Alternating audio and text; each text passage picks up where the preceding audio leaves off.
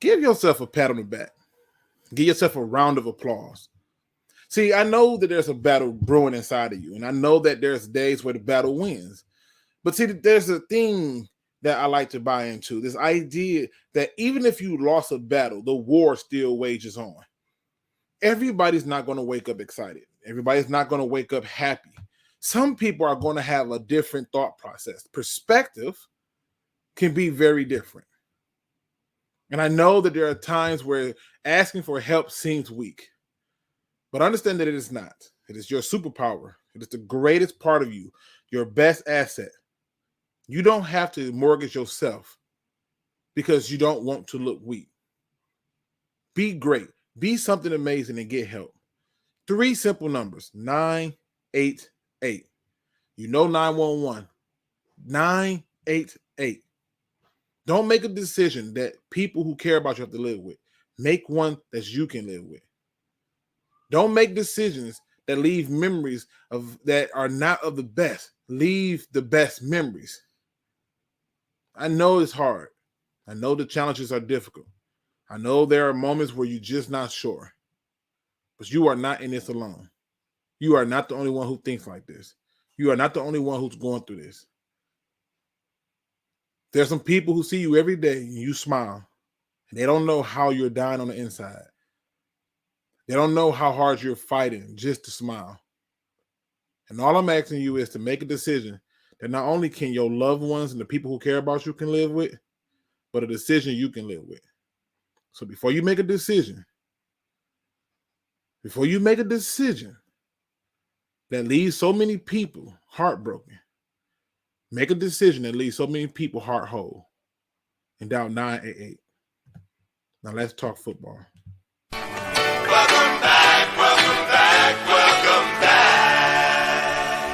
Welcome back. Welcome back. Welcome back. Pride Nation, welcome back to another Fear Review podcast show where your boy Luke G is having some fun. And if you see my thumbnail, you know what time it is. I got a guest. We're going to have us some fun today because we got to talk a lot. And if you do not know who my guest is or you're not familiar with where my guest come from, it is simple. You just simply go into the description. The link to the channel is there. All the information you need is there.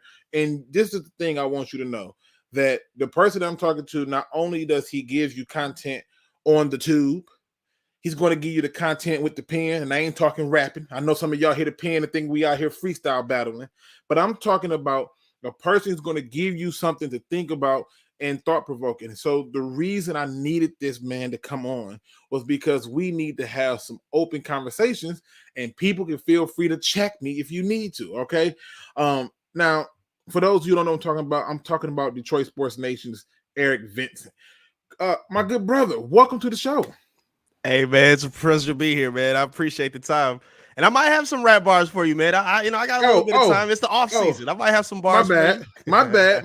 Okay, I'll take it back. Let me redo it. Let me remix it.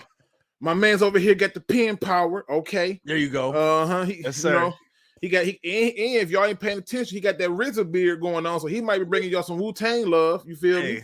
Worked hard for this. Worked hard for this since a youngin. So I take pride. Thing.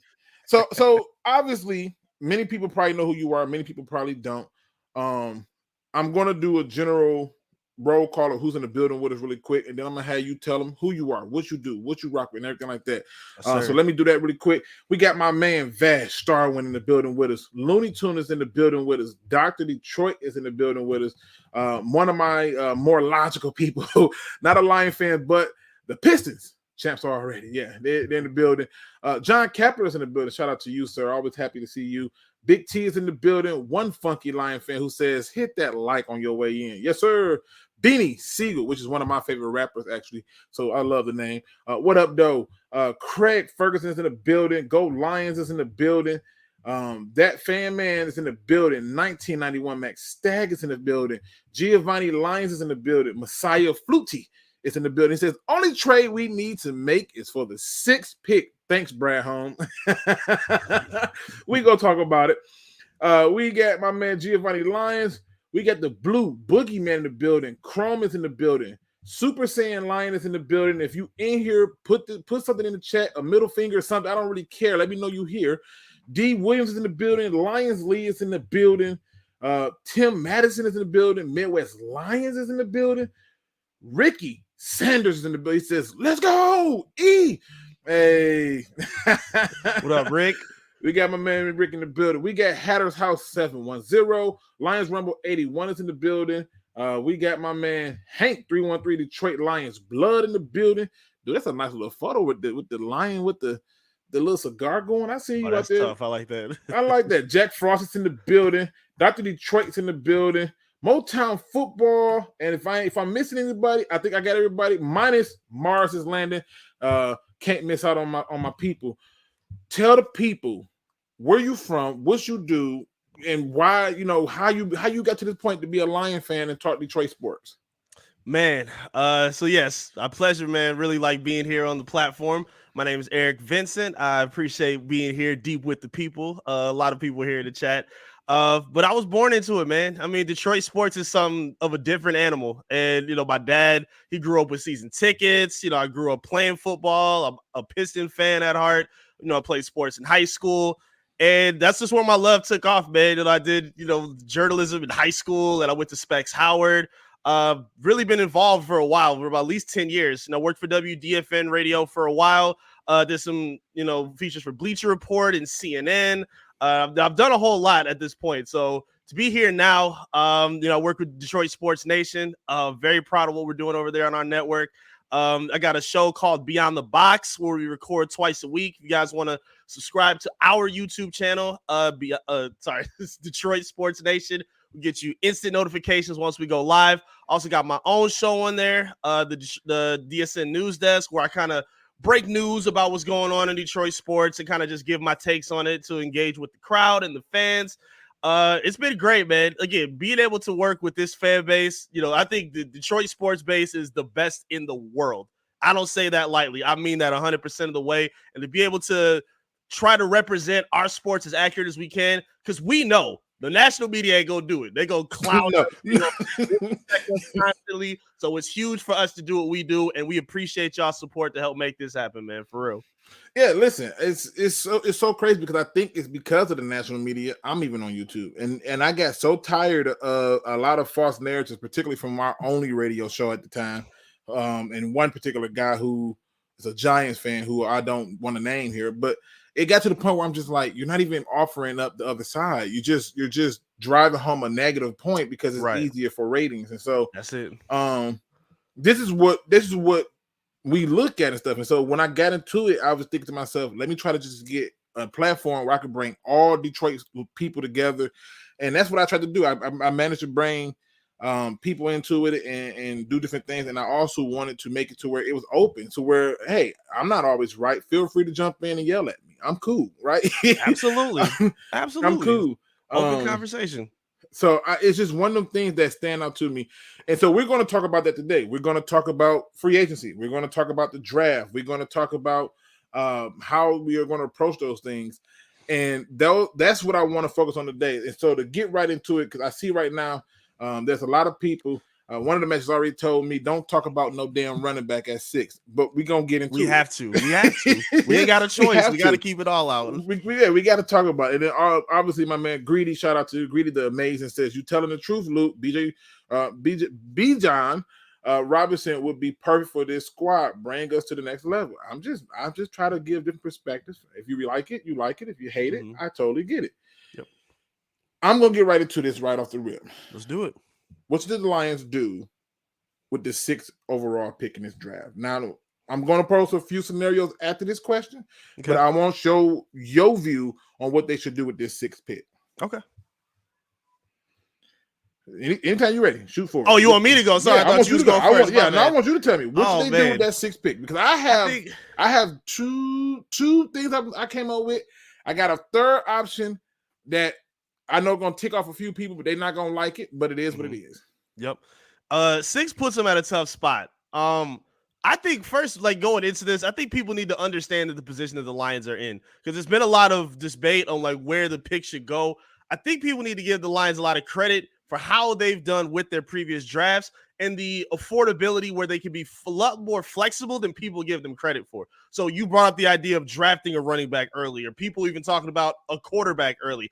I think those options are on the table. It wouldn't be my number one choice on how to do it, but I'm not against that thinking because of where this team is right now. The defense is ascending. You have one of the best offensive lines in football. Your weapons are ascending on the offensive end, and you have a coaching staff that's player friendly, and they cater very well to the skill set of their players. What I want to see them do still is go defense. I really want to see them get somebody else in the trenches to kind of go with Aiden Hutchinson and James Houston and a lot of the production that we saw with that D-line. I want to see the Lions establish a dominant D-line for the future to come, not just for a few years, not just for this window. I want to see them build a D-line that's elite for the future. I've even brought up the idea of not even just hoping that all those quarterbacks go early so a Jalen Carter or a Will Anderson can drop to them. I don't rule out the possibility of trading up for one of those two guys. I really don't. I think they're better than probably each of the quarterbacks that are available. And again, considering the talent that we saw in the production with this defensive line and this defense, it's going to make that young back seven with the linebackers and secondary that much better.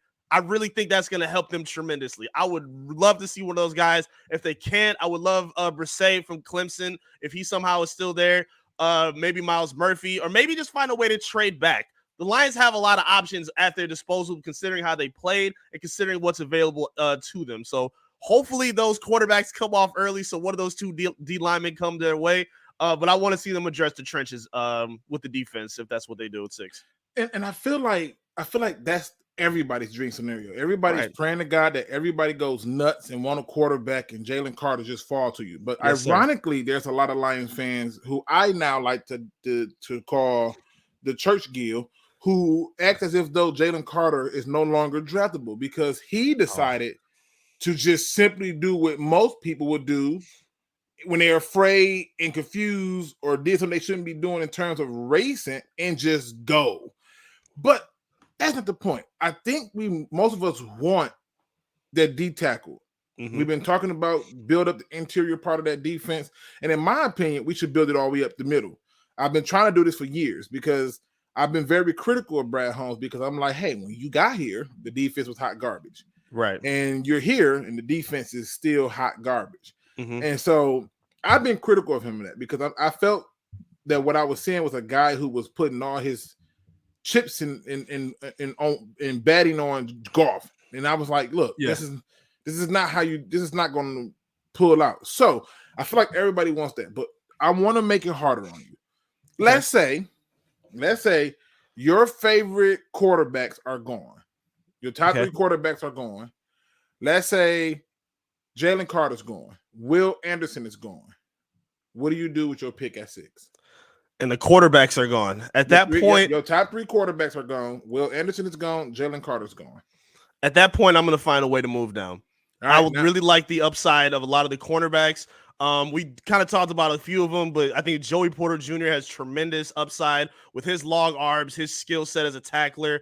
I wouldn't mind trading down to somewhere around 10 to get one of those guys, whether it's Gonzalez, Joey Porter Jr. himself. There's one more I'm forgetting, but they do have a lot of options. It's Witherspoon. That's who it was. Witherspoon I like as well. I think he gives a lot of versatility. And even if you get one of those guys, it still gives him the opportunity to be aggressive in signing a free agent as well, which we'll talk about as well a little bit later. I think, again, he gives you a lot of options to be aggressive. Even if the guys that you want early are gone, you can move down and take advantage of some of these teams that are looking to be aggressive. There's a lot of teams that are looking to move up and get in the winning side. So I think the Lions can take advantage of that, get some extra picks, and move down for one of these high-level corners that really, I think, could tip their defense to a much better position. I'm going to make it harder on you. Again? Now, Okay. Make it harder on you. Your 3 quarterbacks are gone. Will Anderson and Carter is gone, and you can't trade the pick. Nobody wants to trade with you. What do you do at 6? Oh, man. At that point, I mean, I see where you want to go. I see where this is going. If those guys are gone and you're trading down and the guys that you want are away, you got to look at offense at that point. You have to at least consider offense at that point. You have to look at a possible guard that you want to put in to solidify your O-line for the next 5-10 years. You could maybe look at the quarter. Well, no, the quarterback's going to be gone. And Hendon Hooker, we talked about, he's probably not going to be, you see somebody you may be able to get around the second round. I feel like the options are a little limited at that point. Maybe you could like go for a guy like Simpson from Clemson, the linebacker. But at that point, yeah, it's going to be a little murky. But I think at that point, you at the very least have to keep offense open as an option. Maybe specific to like maybe running back or specific needs that they would need. But yeah, it might be tough sitting in that position. Yeah, so I wanted to give a harder perspective because my view was with the harder perspective, it becomes more challenging. And now it makes it like, what do you do if you're stuck there? And these Right. teams are not there. What move can you make at 6 that give you the best chance to win? I believe we all want Jalen Carter. We want some type of form of that. I am against every pass rusher not named Will Anderson. Every other pass rusher, I'm against. Why? Because I feel like it's so deep that I don't have to really press it unless you are a force multiplier in the miles above everybody else. And I believe that is Will Anderson. Okay. Now, I did a spiel yesterday saying that if all these scenarios happen, I would take the running back. And my reason for taking the running back is when I looked at what you have, at that point, if you're not taking the quarterback, then I'm saying to myself, oh, you trust Goff. Okay, fine. Then you better assist him in a way that gives him a chance to get back to the Super Bowl. Because when that happened, they had a run game. They had a 2 to 3 headed running monsters that they would rotate in and out religiously to run that thing. And this is where the differences come in at. I just simply look at this. For the longest, I've heard Lions fans say the following statement. If you put Barry Sanders behind the Dallas Cowboy line, woo, Oh, yeah. look what the numbers would be. Well, Yep. guess what? I'm not saying it's a Barry Sanders, but let's just say hypothetically that Robinson ends up just being hell. I don't know. He could be, for all I care, Tony Pollard. But if you put him behind this line, that creates a whole new problem, in my opinion. Okay. Now, my original view, which is I'm going to bounce this off of you too, is I would take a quarterback at 6. All right. Okay. I would take a quarterback. And the Okay. reason I would do that is because I don't see where you're going to be able to get a quarterback that's literally going to be able to come in and unseat Jared Goff. And if you're drafting a backup, I'm good on that. Take a veteran and just put the veteran behind him. But I don't want to draft a backup who can't do nothing but be a backup. Right. I don't want that. Yeah. I want somebody who's going to scare him into either being better or take his spot. Right. So for me, I believe that they should take Hendon Hooker with the 6th overall pick. Now, that's high. I know it's very That's high. high. It's Yeah. very high, right?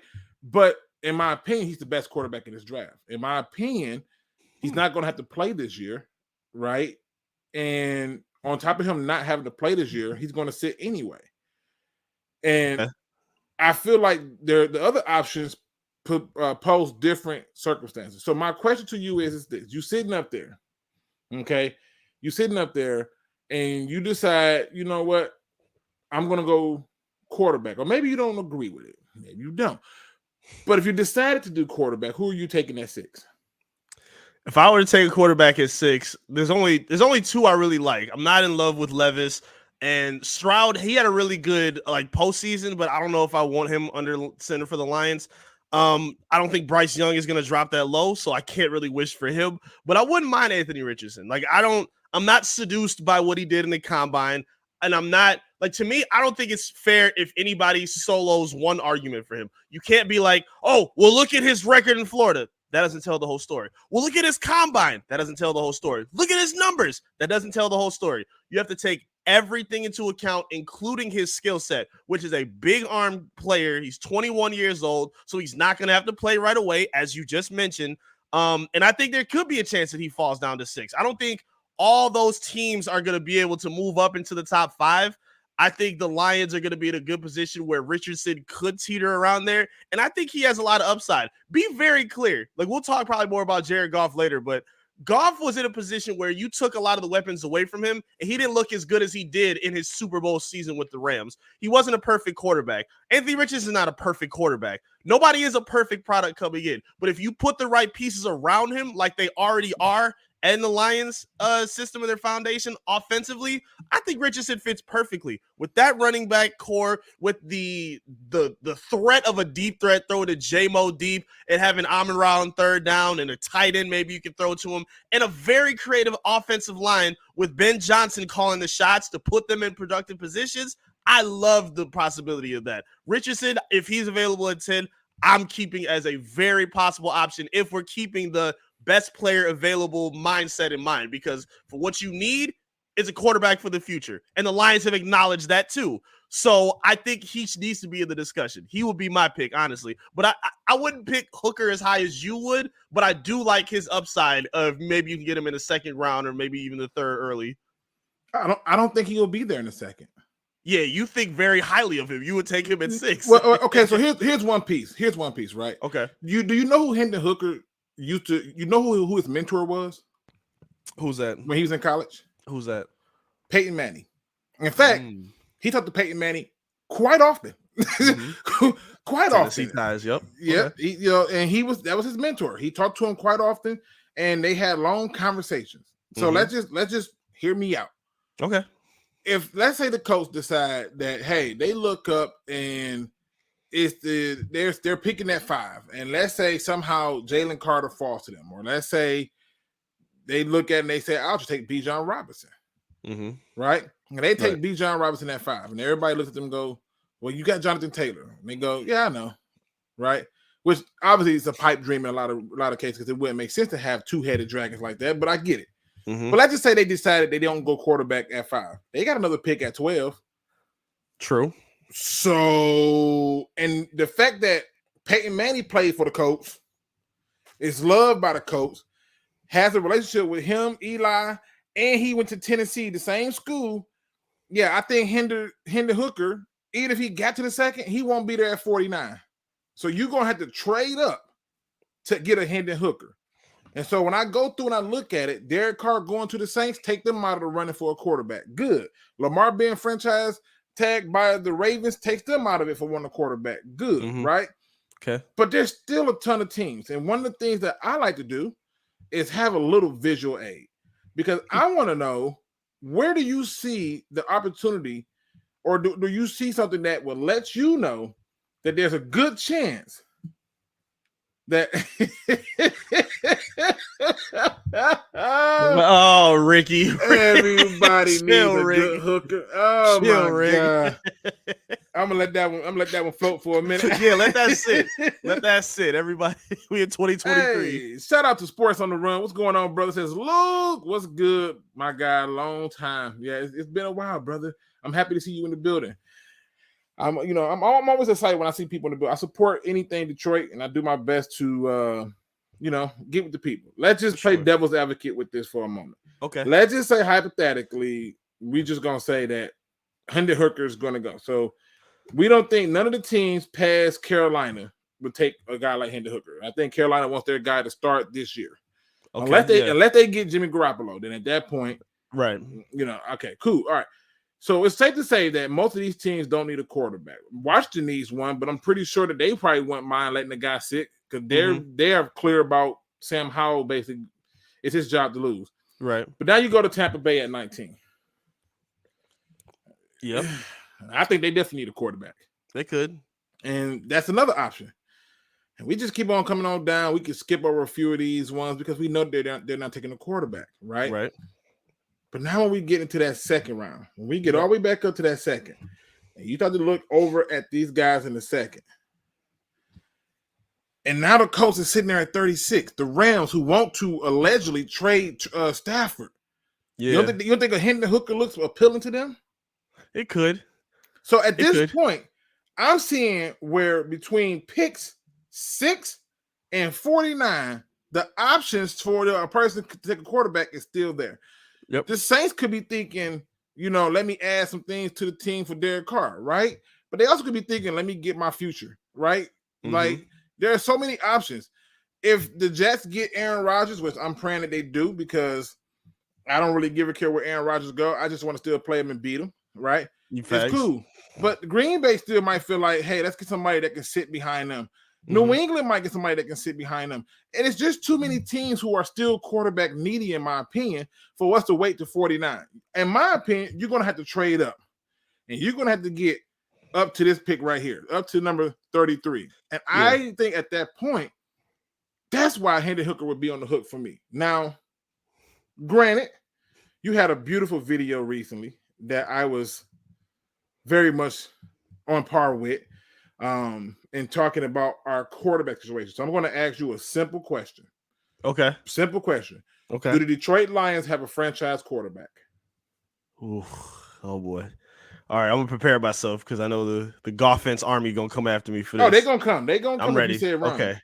No, the Detroit Lions do not have a franchise quarterback yet. We don't know that. We do not know if Jared Goff is a franchise quarterback yet. No.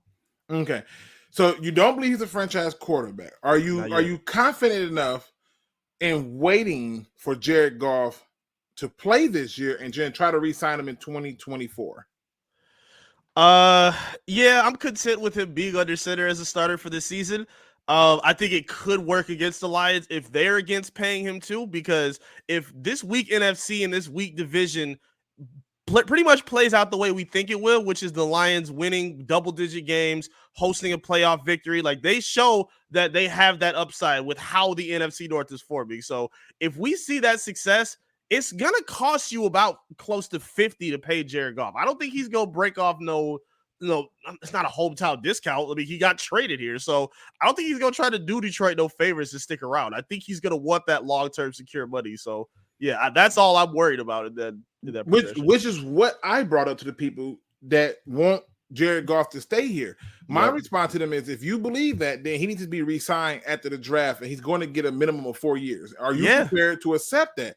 And a lot of people seem to think that, if you bring in Jared Goff, or I mean, if you bring Jared Goff in for an extension, it's not going to cost you no more than maybe like 40, 45. But I'm just looking at the numbers and the history. And the history says that every year it goes up. And if you wait to 2024, when he's on the last year of his deal, when he know that y'all probably not going to be picking high, which means that y'all chances of getting a quarterback is going to probably be low, especially unless you just want to trade up and mortgage your draft for it.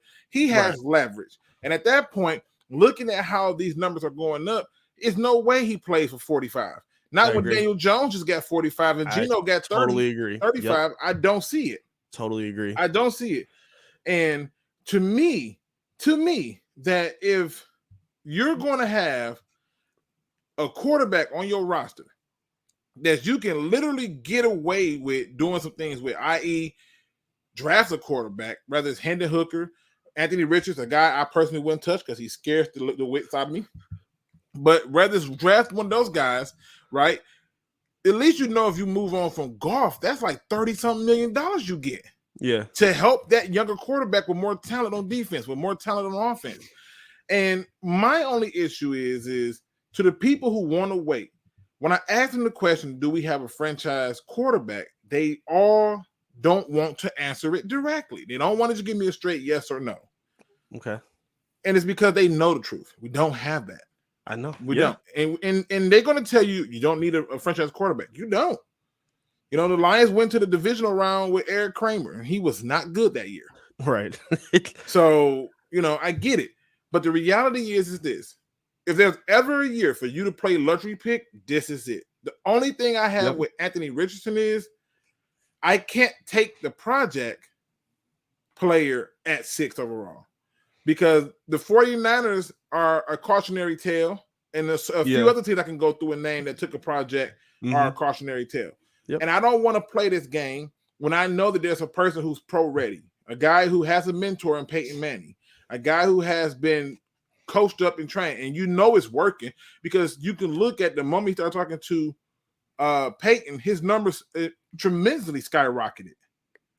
So I just put it that way. My thoughts is this. At the end of the day, we have to be able to answer that question and answer it honestly, and then figure out what we're going to do after that. What are your thoughts?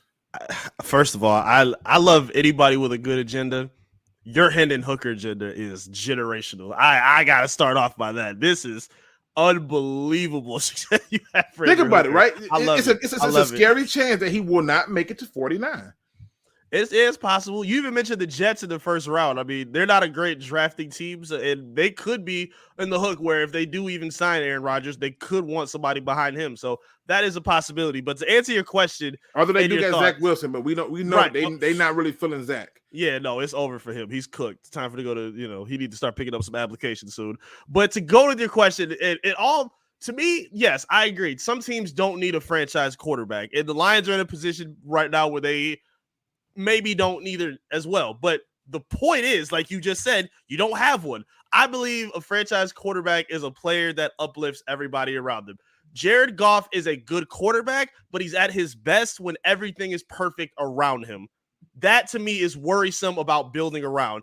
I like quarterbacks where everything is not perfect. Everything, like you give me a little bit of what this is, I can work with it.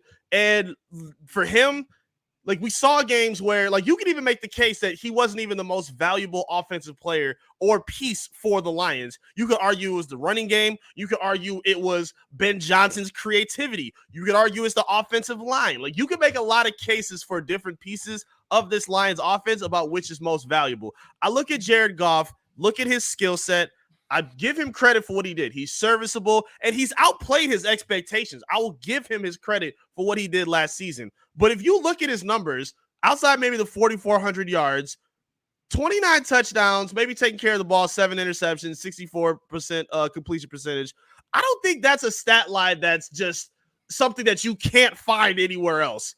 Like, that's not just some dominant line where you're never going to see that from a Lions quarterback or any quarterback again. You can get that from somebody else. It may take some time. You can still play winning football. As long as you have the right pieces and the right help around him, I think you're going to get the most out of your quarterback. But at the point is, I don't think Goff has solidified the point where we can say, okay, he's the guy for the next 5 years. We don't even need to think about nobody else. I don't think he puts them in that position. With the first 2 years we've seen of him, I don't think we have that question answered yet. And it's going to cost you more to wait after 2023. Exactly. So you're playing Russian roulette with a gun that's fully loaded. Like you're bound to lose. And so Crimson Shadow says, well, Luke, this same situation happened in the 90s. We took Ware at 7 because Pete wasn't the guy. We're busted and you got stuck with Scott Mitchell in 95. And I'm going to tell you why that happened. There was a plethora of things that occurred to that in context. One, you hired an absolute mistake of a coach who thought that Scott Mitchell was going to be great. Him and the GM both thought that he was going to be great. Mm-hmm. Scott Mitchell had one half decent season and they went nuts for him. Huge mistake. I think the only player that you can take that will put you in that where talk is Anthony Richards because he is a project. And in the case of the Lions team, it's going to be worse on our part because if they came to the game with the attitude, we got to shut down Barry. Right? Yep. They coming to our game now, they shut down who? Jamal Williams? Like, no, nobody's gearing up to load the box up for Jamal Williams. And so to me, if you believe that this is a scenario that's going to repeat history, it will if you do Anthony Richards. It will if you decide to wait as if though Goff is the answer. But if you're not prepared to give him the extension after the draft, and I say after the draft because I want teams to believe we will take a quarterback so we can trade back. But if you're not prepared to give him that extension after the draft, then you have to draft your quarterback. That's the key. That's the key right there. It's not just people who want to talk about his skill set, how good he is. We're not arguing that. Goff has played well. He's earned the right to play the next year or two out. He's earned that right. But are you willing to pay him again is the question. And going into he'd be 30 years old at that point. He's still a statue. Like, you have to be able to consider that in the back of your mind. And like in other teams, like, they've been in this position too. Like, I don't like just the Ware Scott Mitchell comparison. You could use Alex Smith, Patrick Mahomes. Because be very clear, Alex Smith took the Chiefs to the playoffs before they brought Mahomes in. Everybody thought the same thing they were talking about with Jared Goff now. Alex Smith's our guy. Oh, we fixed him. He's playing well. We brought him back. Oh, wait a minute. No, we have a star that's a million times better than him. And I'm not saying that's what I'm not saying what Richardson is going to be. I'm not saying that's what Lamar would be. But if you can upgrade at the position, that is a possibility. And I just want fans to keep that in mind and be fair about the discussion. That's all I want. Yeah, and it's open for discussion, Now, I see a lot of people are tossing out names on who you can take and stuff. They say, oh, take Tanner Mackey. I like Tanner Mackey. I'm gonna say it again because I know sometimes people is hard to hear in the back. I like Tanner Mackey, Okay. but he has a whole lot of flaws too, and it's to the point where one of the issues I have with him is if he even sniff, hear, or even thinks that there's pressure near him, he's more concerned with not turning the ball over, and he just goes down or he makes a bad pass. That scares me too. Yeah. I'm looking for the guy who's ready. I don't want the second tier player. I want the first tier. You are in a position to take a first tier player. They all can bust. You can take Jalen Carter, and Jalen Carter can be Albert Hainsworth. You can take Will Anderson. He could be Courtney Brown, right? He could be a bust, right? You can take Anthony Richardson, and he can be Jamarcus Russell. Everybody can bust. The point I'm trying to make is this. Everybody wants the same thing. Trade down if we can. If we can't, this is where it gets confusing. To the second option is generally take Jalen Carter. And then once you get past those two, I'm trying to get to the nuts and bolts of where do our hearts really lie? Because when we can't have the perfect storm, what do you do? Right. And that's where I get it. So now I'm going to play a little bit more devil's advocate. And I'm going to ask you, Eric, like, just tell me, everything's on the table. You said you would trade down. Who do you think is your possible trade partner, and how far are you willing to trade down? I think you talk to those teams at 7, 8, and 9. You want to talk to the Panthers. You want to talk to the Falcons. You want to talk to the Raiders. Those teams are going to get aggressive. I believe those are all three teams that are looking for, like we're talking about win now scenarios. Those are teams that are not in win now scenarios. They're looking for future players that they can build on. And I feel like if you move down a few spots with them, because they don't need to drop to they don't need to drop below or around where their second pick is at 18. If you can fall back, get a few more picks at, and then you draft Joey Porter Jr. at 9, I'm a happy man. I will be a very happy man with that, to get the extra capital, get a guy with high-end upside, and then you still have your number 18 pick to fall back on instead of gambling on somebody early. So if you were to draft back and do something like that, take one of those high-end cornerbacks like Gonzalez or Porter Jr., I'm a happy man with that. I would love it. Thank you, Mike. Mike and everybody in this chat know I botch everybody's names. I suck with McKee. names. It's McKee, right. not Mackey. My apologies. This is why I just go by jersey numbers. It's so much easier to remember. Because especially as more Nigerian players are entering this game, I don't know when their parents named them. I don't know what they was like. I didn't know how to say most of the people's names, and I don't want to botch nobody's names or anything like that. So I'm just putting it out there. Shout out to my my Man Hour family. This video is brought to you by Man Hour and them. They be you see what he said, Lamar's trash. Come on, bro. Dog. He having fun riling up the people. Yeah, he says the playoffs.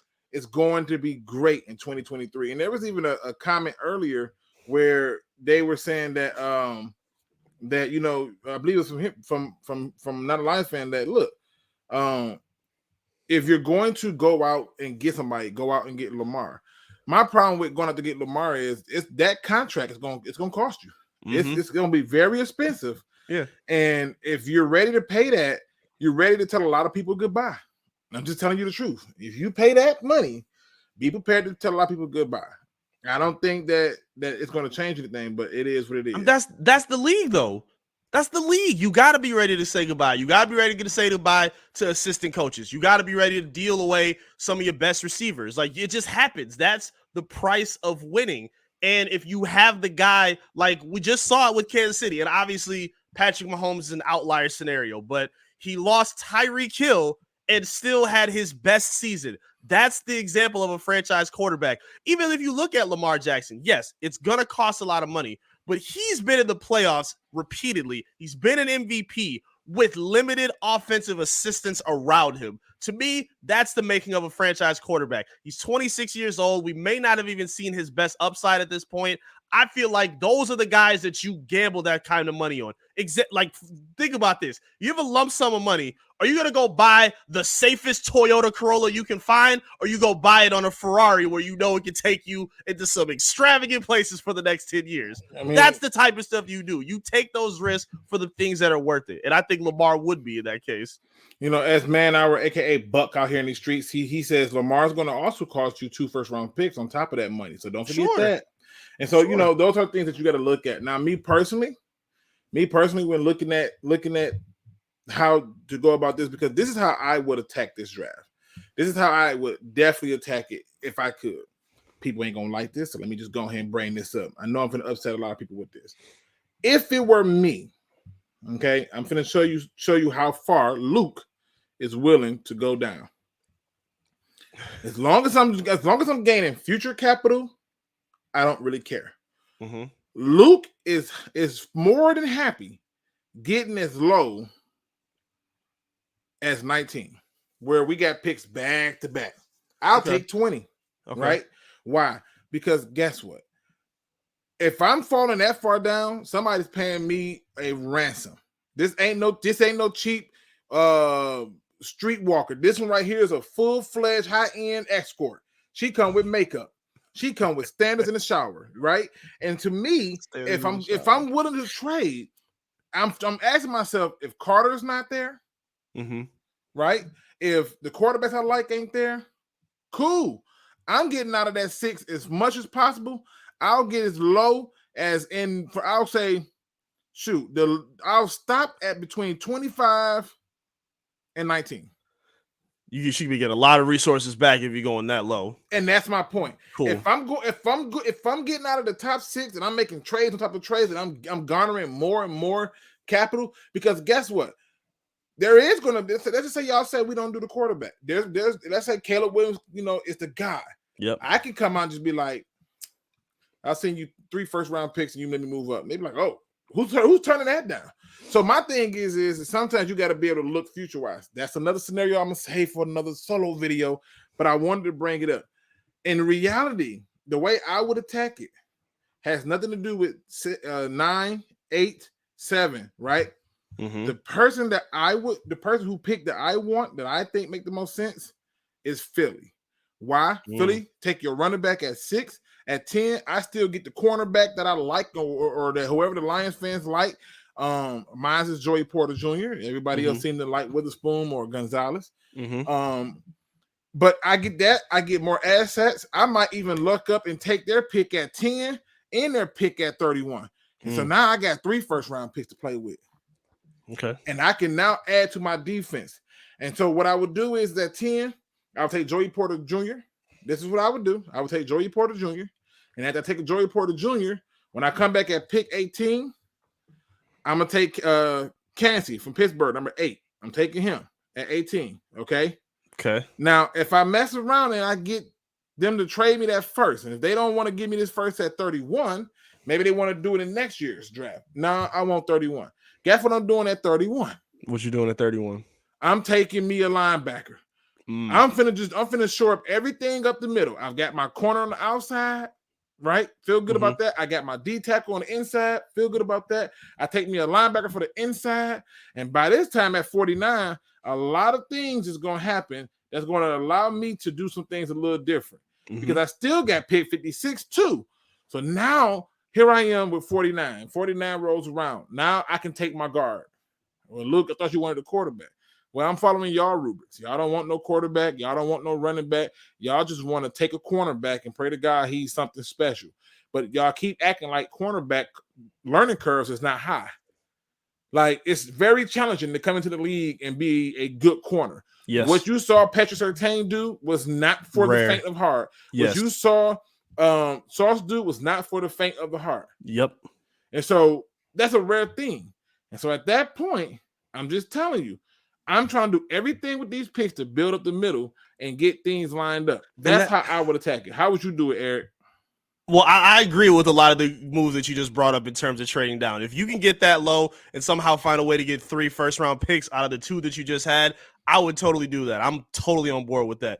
I kind of spoke to what I would do in terms of what my trade down scenario would be in terms of getting one of those corners. But this is my mindset, though, because you just spoke on it. You just hit the point that I think people need to keep in mind.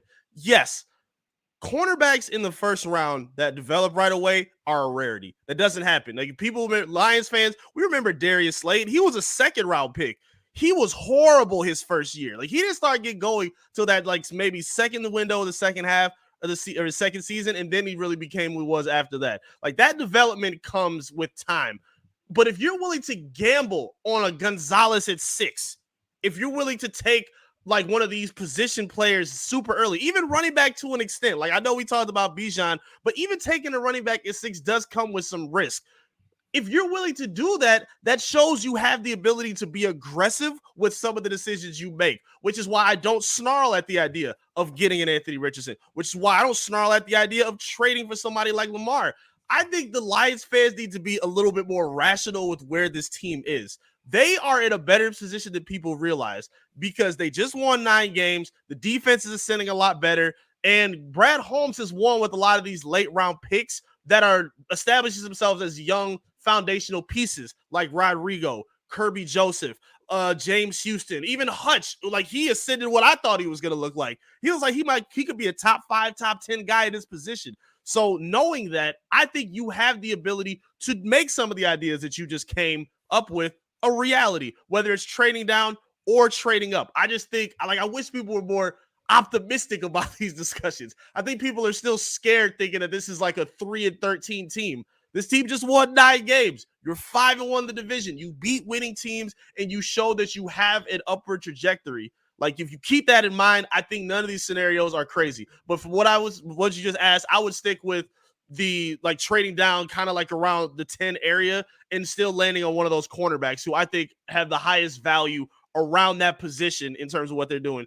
If you were to draft down to 30 or drop down to 30 and go for like a Trenton Simpson from Clemson, the linebacker, I would absolutely love that. But I would simply love the idea of having 3 first rounders as a whole. But again, it gives you the opportunity to keep some different positions open when you have the success that the Lions have built over the past couple seasons in their draft and their roster construction.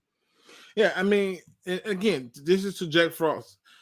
I am not anti Lamar Jackson. I am anti giving up 2 first-round picks and a huge contract for Lamar Jackson. That's my issue. I'm okay with that.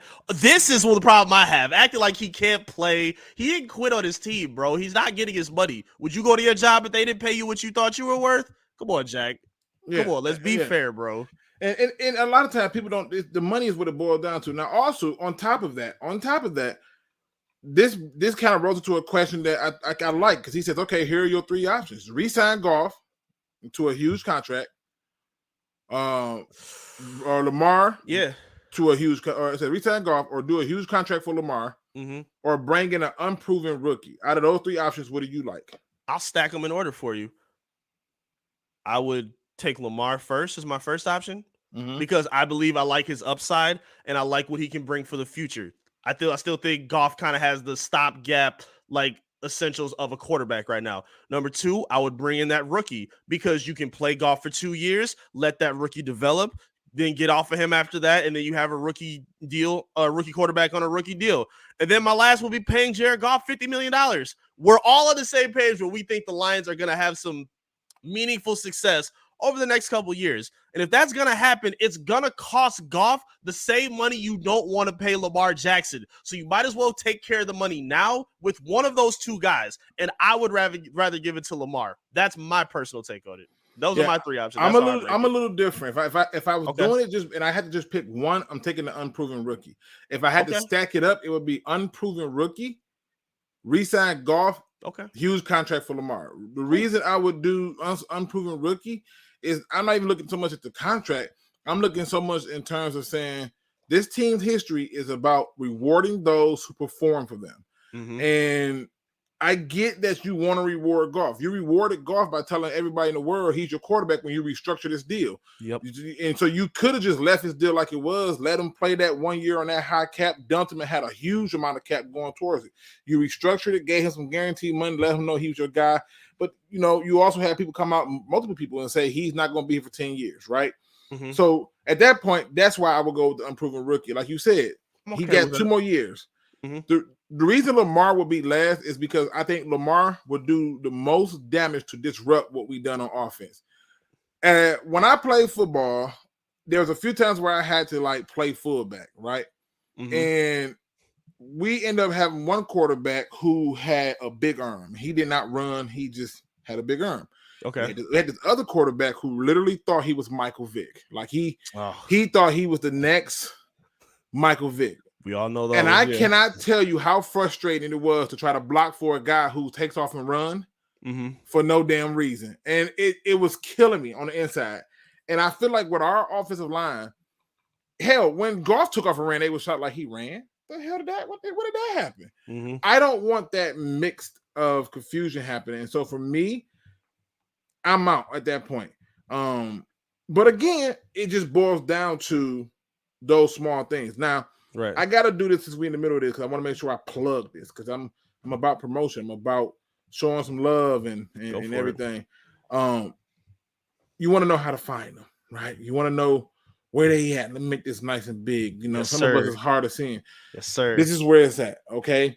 If you look, you can see it's got the TikTok up there. I don't even know he mess with TikTok. He mess with TikTok. They out here in these streets on Facebook. They out here in these streets on Instagram. Yes, sir. You know what I'm saying? It's not a platform you can't find them on. They just here for you, right? Yes, and sir. As you can see, they got a nice little account going on right here, right? Nice little account, but we can do better than that, right? We can definitely get that number up. And it's funny because when you look at the videos and it talks about the recent uploads and stuff like this, right? You can see who's the front man on there, you know, getting who's that good looking guy? Who's that guy, right? And he even apologized to you. Okay, yes. That's definitely not him. I'm sorry, wrong person. That's Asian. But he apologized to you, right? So I'm just saying, make sure you go over there and show some love. Hit the subscription button. Yes, sir. He said, "Look, he said that's your bias, Luke. That bald head. Hey, listen, bald head is a good thing. I'm just gonna tell you, okay. Bald is beautiful, baby. Yeah, bald is beautiful. But I'm just saying, it boils down to getting good content any means necessary, and it don't have to just come from me. It don't got to just come from Mike. It don't just got to come from TA. Anybody can give you the content. You just have to be able to have somebody who's willing to have a conversation. Yes, which I want to streamline it, so I don't want to keep you too long. I know you're a busy man. Things are important. I do want to give them a chance to yell at us if they disagree with something that we said. Please. And so I want to put that in the chat for the people to jump in and join us to ask us any questions. But I'm sorry. I'm just gonna put it out there. Jared Goff, for me, needs to be gone when his contract expires, and I'm not apologetic about it. I'm not willing nor confident enough to give him an extension that leads him here for 4 more years. I'm not doing it. I refuse to do it. There's no logical explanation, okay, to do it.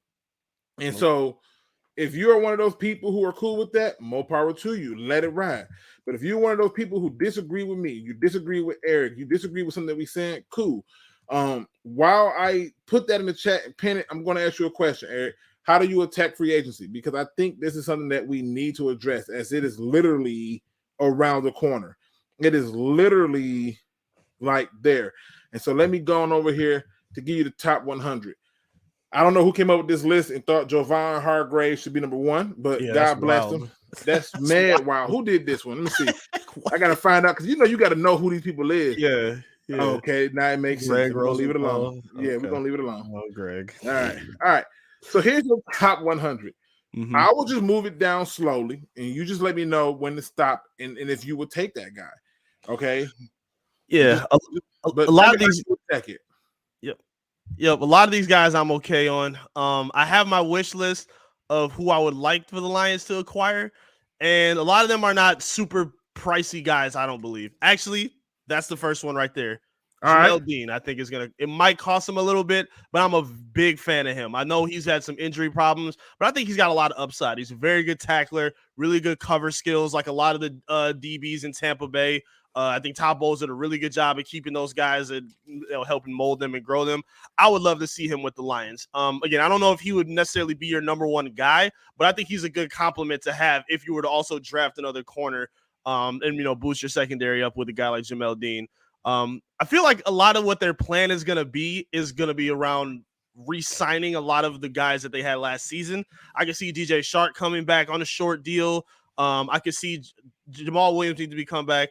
Tremaine Edmonds, excuse me, you go back up. He's another one of the guys I want to see as well in the Lions uniform.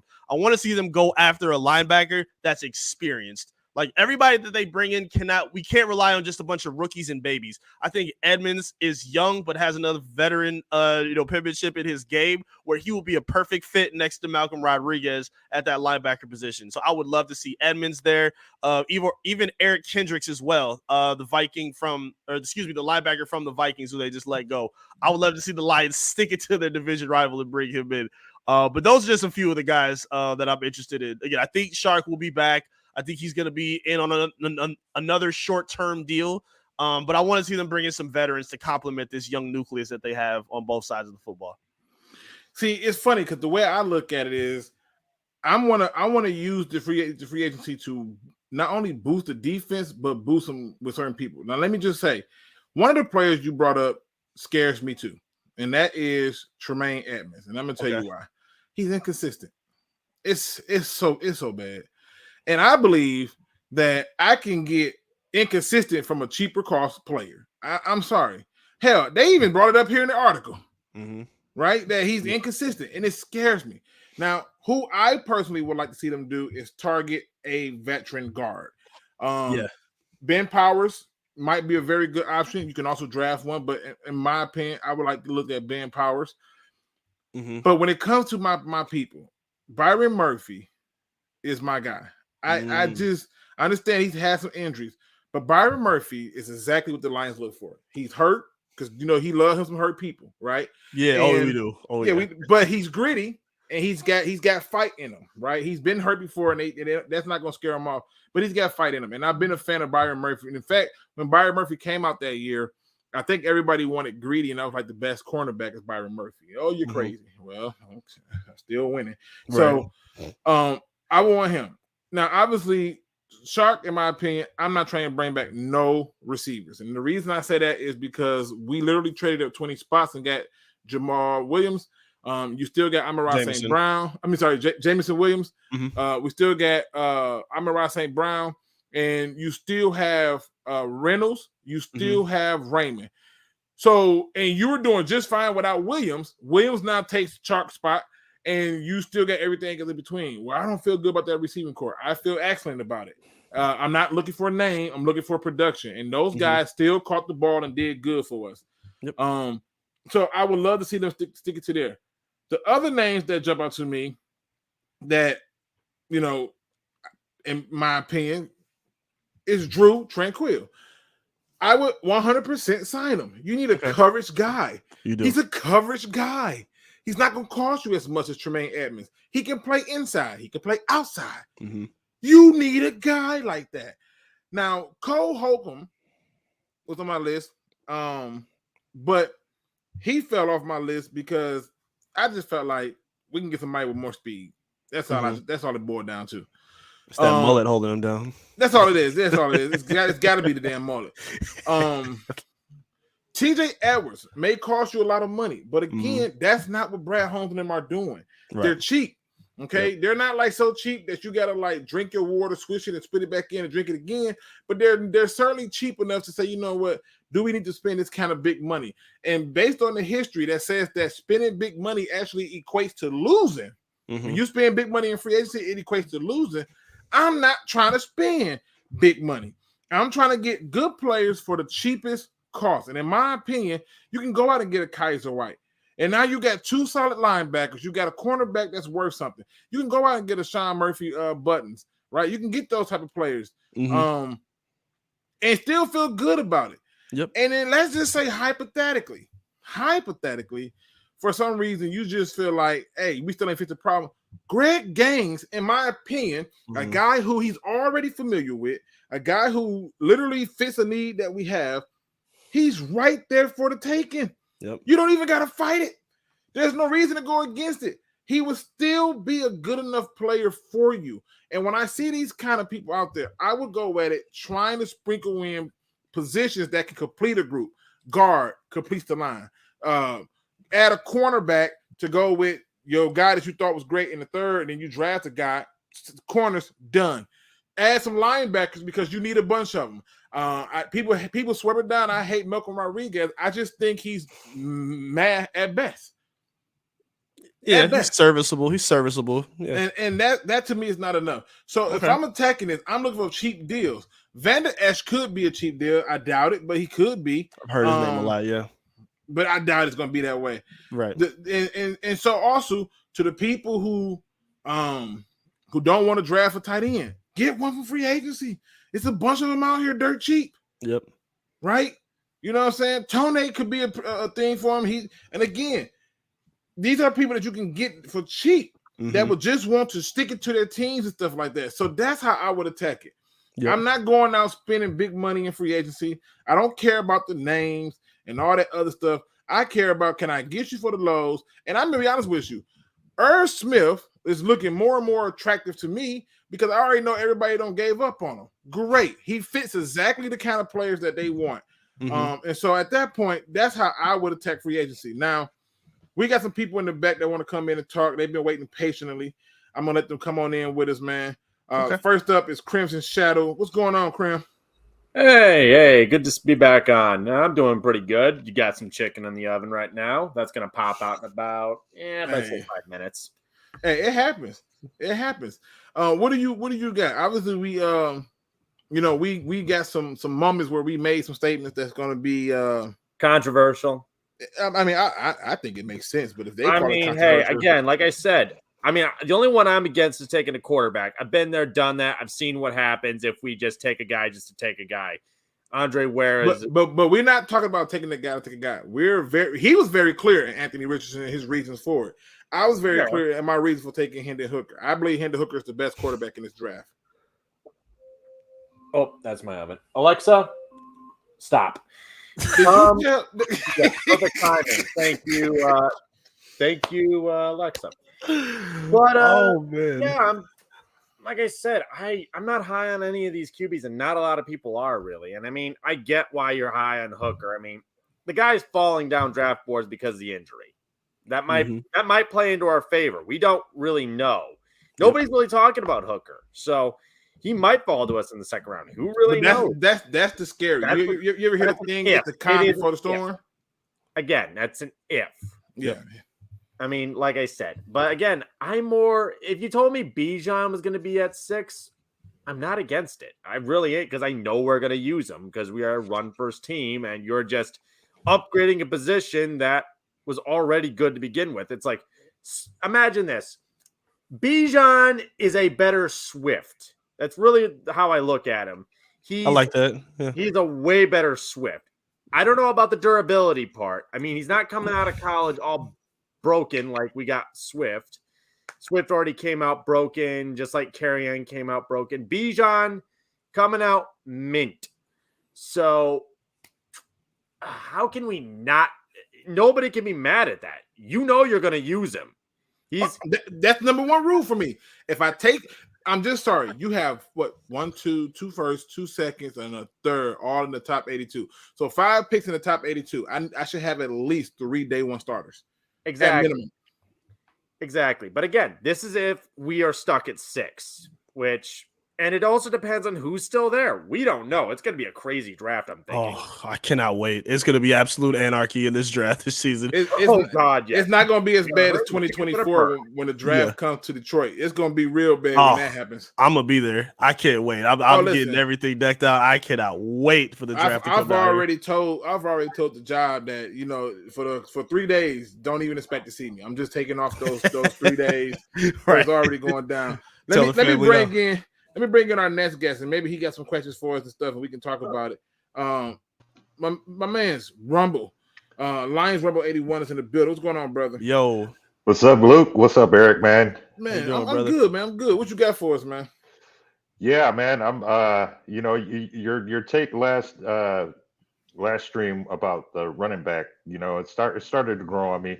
Welcome. Listen, let me bring you. Hold on, working. Let me bring you in because the running back bit makes so much sense. Let me bring you in. I need to get you fully in there. Okay, now you in.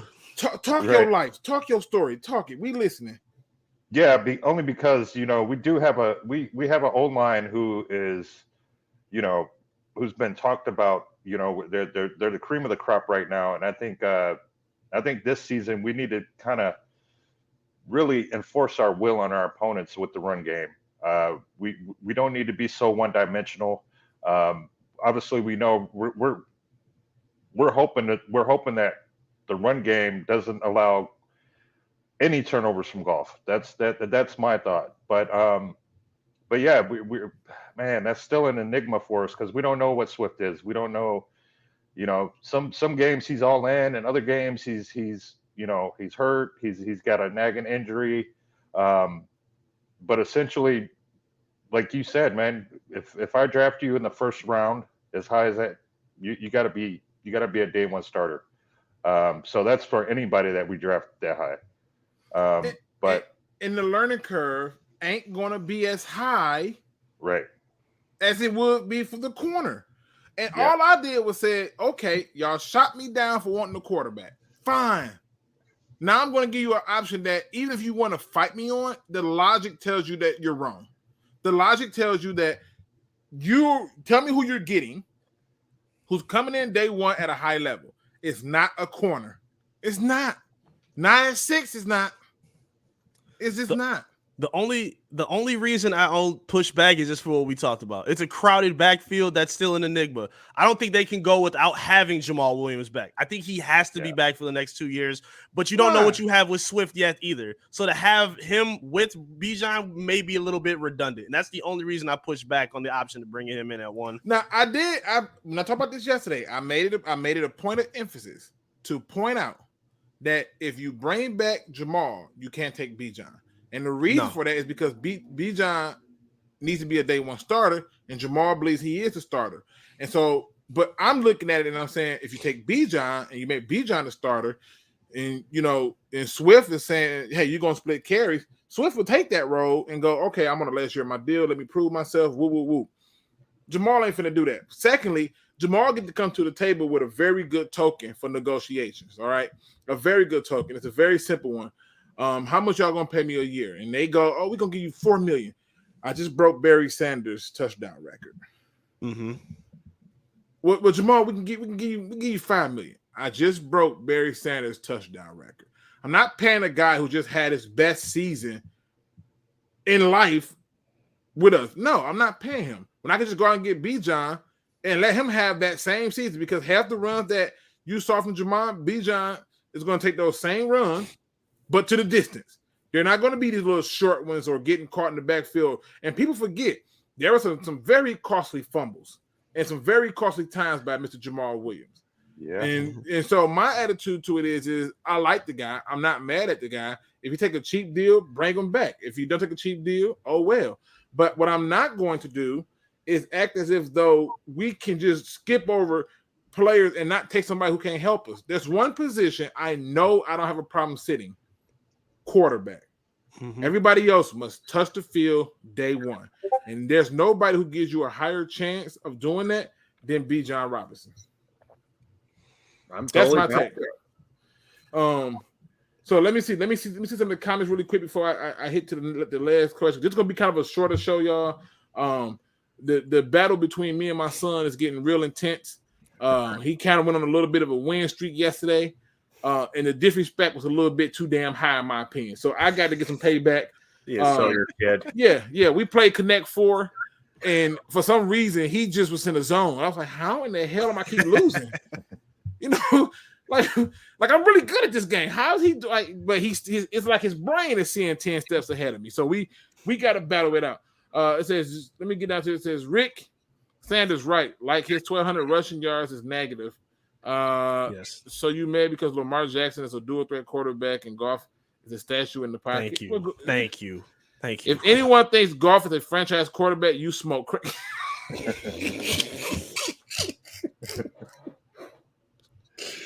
We don't know yet. He has have not no proven that yet. First year, if you want to call it a wash, fine. Second year, he was hit or miss some games. You can't call him a franchise guy yet. So I got a question. Why do we assume Ben Johnson is just going to leave, even though this is his second full year at OC? Like, are franchises ready to just hand him the keys after 2 seasons with a team who's still kind of? Carolina wanted him bad. Indeed, the Colts really wanted him. And it was his loyalty that kept him. It wasn't like, they were willing to give him what he wanted. So yeah, he's a highly touted commodity at this point. Yeah, and Wow. But what happens? I mean, what happens if he goes there and bombs? He's one in 15. Yeah, we got you. Yeah, we that's got what I you mean, clipboard like, back here. Come on, baby. some people Come on are back. their ceiling is only an OC. I don't know. That's I okay, get it. too. I That's get okay. it. But the question that you asked was, why do we assume he's going to leave? Because they Right. wanted him bad this year, money. right? talks. And he turned them down. And he ain't the first coach to have that experience, right? There's been Right. this has happened before. So, Super Saiyan Lion says Luke calls 100-1 win streak a little bit. It's really 97-3. So thank you very much. Okay, and I'm gonna catch up to him eventually. Thank you. Talk your talk. Yeah, he's trying to keep track of my L's. What the hell? But He's no, gonna keep track. no, You know it's certain games I just can't beat my son in. If it's a fighting game, it's over. Like I used to be so good at the fighting games, but at the playing football, I really have messed a lot of bones in my hands up, and they don't move as fast as they used to. Ooh. And he be beating the brakes off of me in these fighting games. Plus, he's a kid; he got way more time to practice. And then, secondly, one of the games that made him play is Pokemon. I don't even know half these damn things' names. Half of them look like something you just walk by and find in the trash. And he's killing me softly with them. my So, girl's you know- a nurse. I can ask her if she knows anything to help out your hands if you're feeling any pain. No, you know what? I'm good. I'm gonna let these hands ride. These hands gonna ride for right now. But I'm just, it's just I gotta put some practice hours in, and it's hard to do it when he's the one practicing, and then wants to challenge me. And then when he wins, you would have thought that he just won the Olympic gold in every event because he talks mad trash, and I'm like, yo, I don't even talk trash. Where did you get this from? He's like, ooh, that hurts. He's disrespectful about it. So that's all I'm saying. But we're gonna bounce back. Let me ask y'all all this question because I want to, like I said, I want to keep it short and I want to do it. Any questions y'all have in the chat, let's get into it. It's very simple though. It's very, very, very simple. Brad Holmes, because in my opinion, Brad Holmes is been hitting some nerves with me personally because like I said, he knew that the defense was hot garbage when he got here, and he put a lot of attention on featuring Jared Goff. At this point, if Brad Holmes does extend Jared Goff, and let's say we come out in the draft and he'll say he decides in that first pick at 6, he trades it out, and his first pick, he'll say he trades down to like 10. He takes a receiver. Are you upset? We'll start this off with you, Eric. If he trades down and gets a receiver in the first round. So this came up because I happened to be surfing the web and I saw an article where they were saying that the Lions could actually trade down and get a receiver. And I was like, what?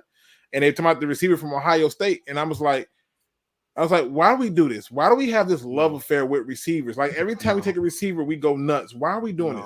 So my question is, would you be upset? Yeah, I would be very upset. I don't want to see, like, I do think they need another receiver. We were just talking about the free agents. To me, this might be counterproductive in their planning because they traded up to get JMO. At a certain point, he's got to look like a number one receiver. However, I think they're going to slowly bring him along. I think they're going to still point in on Amon-Ra being their go-to guy, and then maybe having DJ Shark as the veteran next to those two guys to kind of steady things out. I don't want to see them trade. I don't want to see them get a receiver high. I'm not really excited about a lot of these receivers early, and I don't think you need it with what this offense is giving you. I think you can maybe, like you said, with a lot of the names of free agency, you can maybe get somebody cheap later or just re-sign or go after a tight end that'll be cheap for a deal. Like I would much rather them just do that than go high for a top 10 player receiver that may or may not pan out and look like that. So I don't want to see that. I do not want to see them get a receiver that high. So I take it that it's safe to say that we are. I mean, do y'all like just trust Brad Holmes? Like no questions asked, I trust him. I mean, he hasn't done anything too egregious yet. He has. The hell he hasn't. Yes, he has. I mean, he hasn't pulled anything like Bob. You got to remember, we have seen some terrible GM. God awful. Yeah. I don't think Bob Quinn is as bad as people made him out to be. And I'll explain to you why. I'll explain to you why. I know. I'll explain to you why. It sounds crazy, right? But I had to do something. I've been doing some research, and one of the things that jumped out to me is the grading, and people grade these things all the time. And Bob Quinn draft grades were right on par with Brad Holmes. what Doom, I'm serious. They had all these polls on different websites like Pride of Detroit and stuff like that, where the fans themselves voted, and he had 80s and 90s and A+ graded drafts, right? From the fans. And we're talking thousands of votes that led to this, right? So stay with me. When you look at what Dan Campbell said, hey, those other guys left us something to work with, which is true. He did. He was the reason that Frank Ragnow is there. He's the reason that Taylor Deck is there. He's the reason that Jonah Jackson is there. He's the reason Swift is there. He's the reason that that they had like certain players present, right? His biggest mistake was Matt Patricia. Yeah. And so that's what doomed him. Now, granted, he's had some miss. Don't get me wrong. He's had some miss. My thing is, when looking at this, I just flip it to Brad Holmes. We act like we just gonna forget them draft picks we gave him for Trinity Benson. We gonna just forget when he did the Tyrell Williams attempts. We gonna just forget some of these trades that he's made where you're like, okay, like, yeah, you gave up a 7th round pick for Michael Brockers, but then you could have just let that be it. No, you gotta extend him. We just gonna forget that stuff. We're gonna forget that you traded for Jared Goff, and you could have literally just had Jared Goff gone when you end up sucking and had a high enough draft pick to take you a quarterback if you wanted to, but you extended him. And I'm not trying to say that he's the devil. I'm not saying that. But what I'm saying is to say that he's perfect.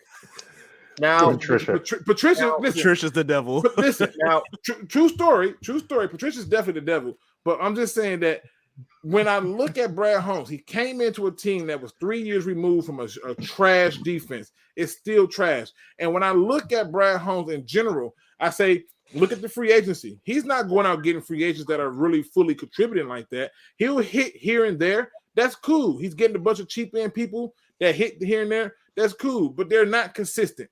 They're not people who are just doing this day in and day out. And I'm not killing them for that. Okay? No. Okay. Okay, you want to go first, or you guys go ahead? Y'all take your time. Okay. Yeah, go ahead, Crimson. Okay. I got you. Here's the thing on this one with Bob Quinn. Now, I will give him credit. Now, you got to remember, in the early on parts, people were trusting Bob Quinn. The O-line is thanks to him. Brad has nothing to do with the O-line. A lot of those pieces are him, and I will credit him for that. Now, here's the thing. If we're running on a strike system, later Bob Quinn messed up spectacularly.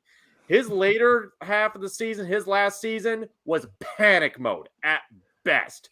Now, let's be fair. You pissed everyone off. Stephon Diggs left.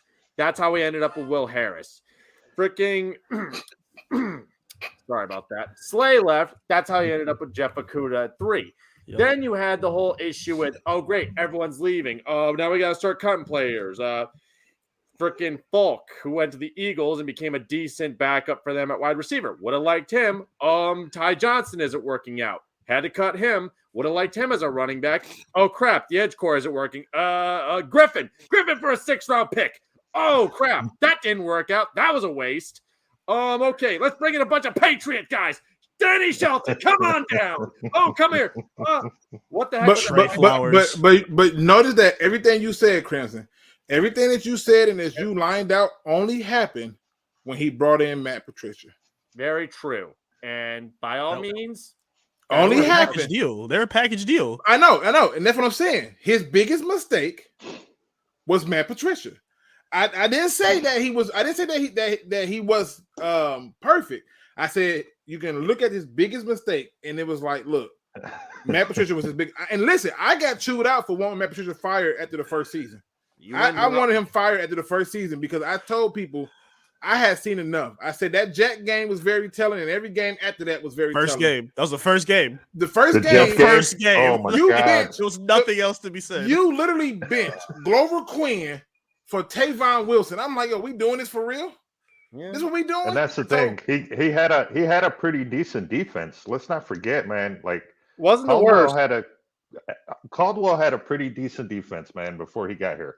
He did. So for Brad Holmes and them to say that about the Quinn Trisha era, the Contricia era could say the same for the Jim Caldwell.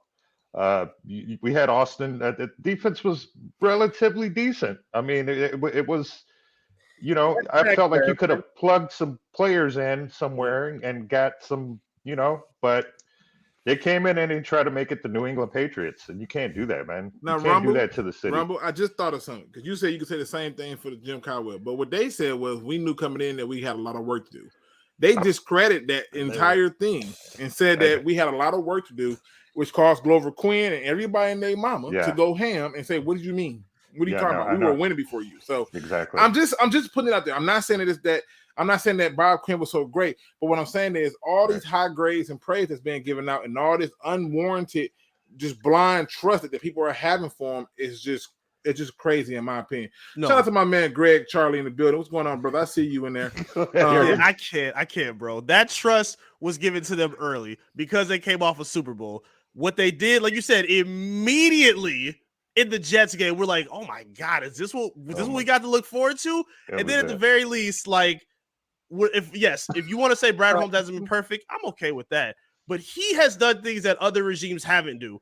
Get late round picks, like make serviceable use of these value players that people have given up on. Like when we had Martin Mayhew before we got Quintricia, like he was banking on a lot of those early round picks, first, second, and third guys. We need y'all to be the ones.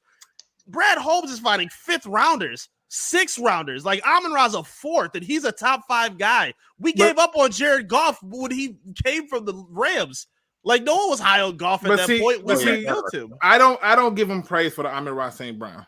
And I think I don't. The reason I don't is because I thought that Amon-Ra St. Brown would have been a first-round pick if it wasn't a crowded underclass of people who joined that draft that year. That year I did a film study and I showed people. I said if you want to find something that's close to Hines Ward as possible, it is this guy. He's him. And one of the things that stood out to me was that the game I watched him in, he literally escorted the guy on a run block off the field, and I went, "Oh, we doing that." And I showed that, and I told people, I said, "I want Amon-Ra St. Brown. I want him." And I watched round after round as all these people were taking receivers, and I'm like, "What the hell is wrong with y'all? Amon-Ra St. Brown is about that life." He's a dog. And so for me, I'm not shocked to be like, "Oh, a 4th-round pick is balling." No, he should have been the first. He should have been the first, and I really believe. But who saw that?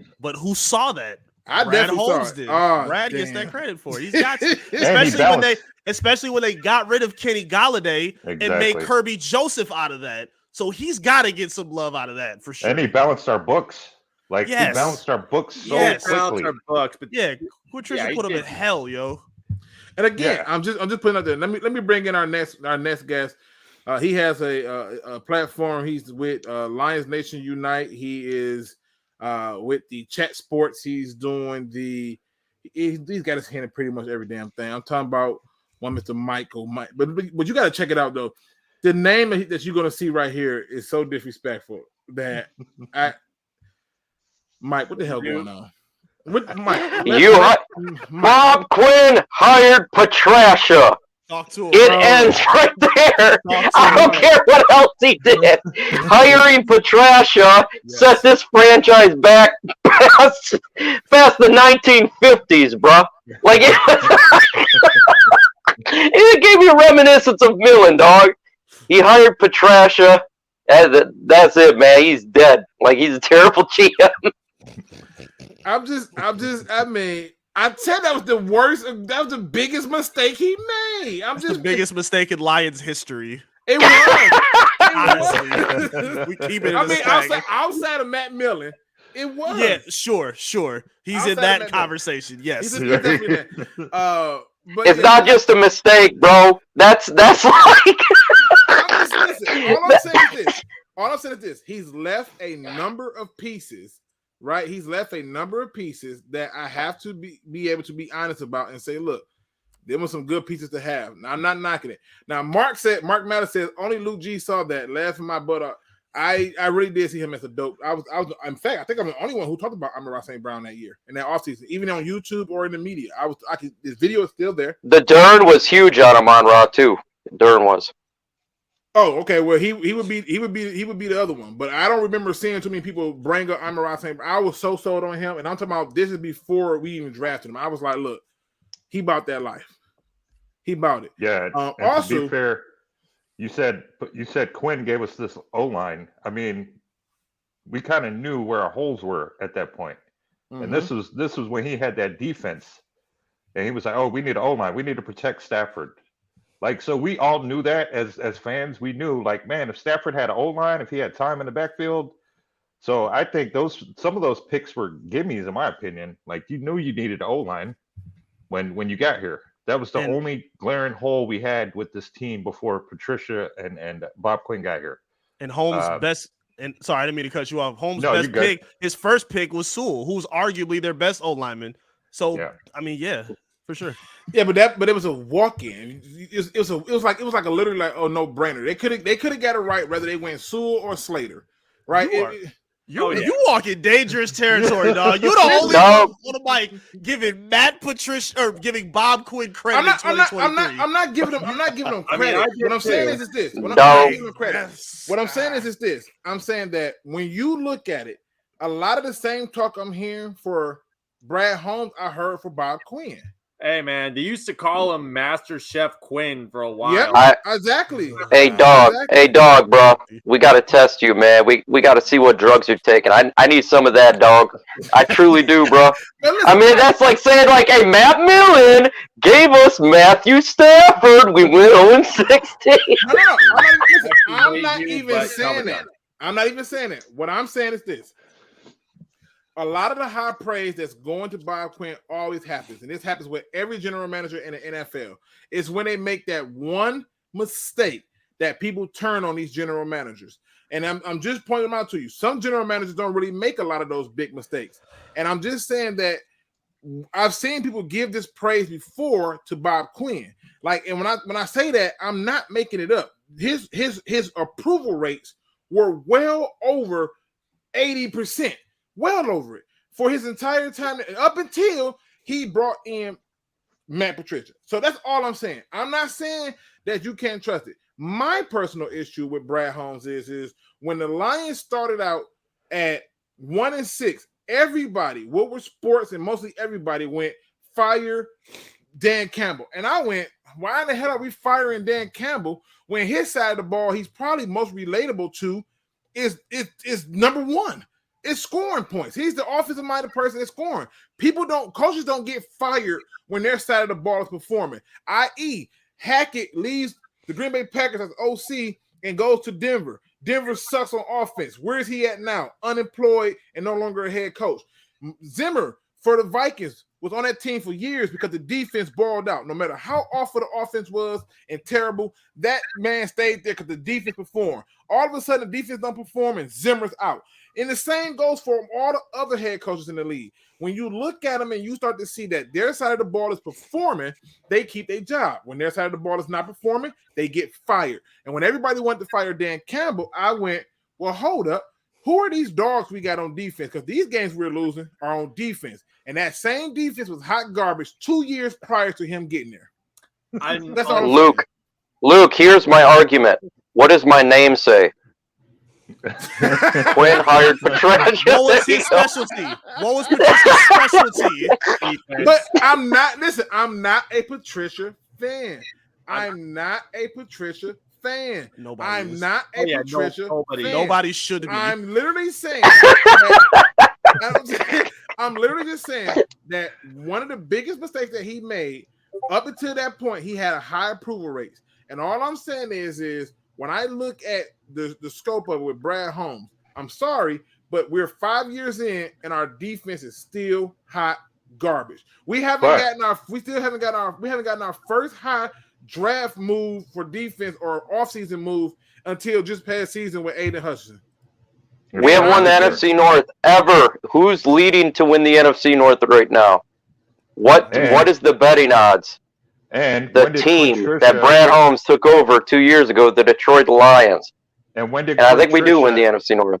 When did Patricia add wins? Never. When did Patricia add wins? He always subtracted wins. Yes. We went from 9 to 3 wins the next season. Dan Campbell and Patricia did it in 2 years beat Patricia's record, bro.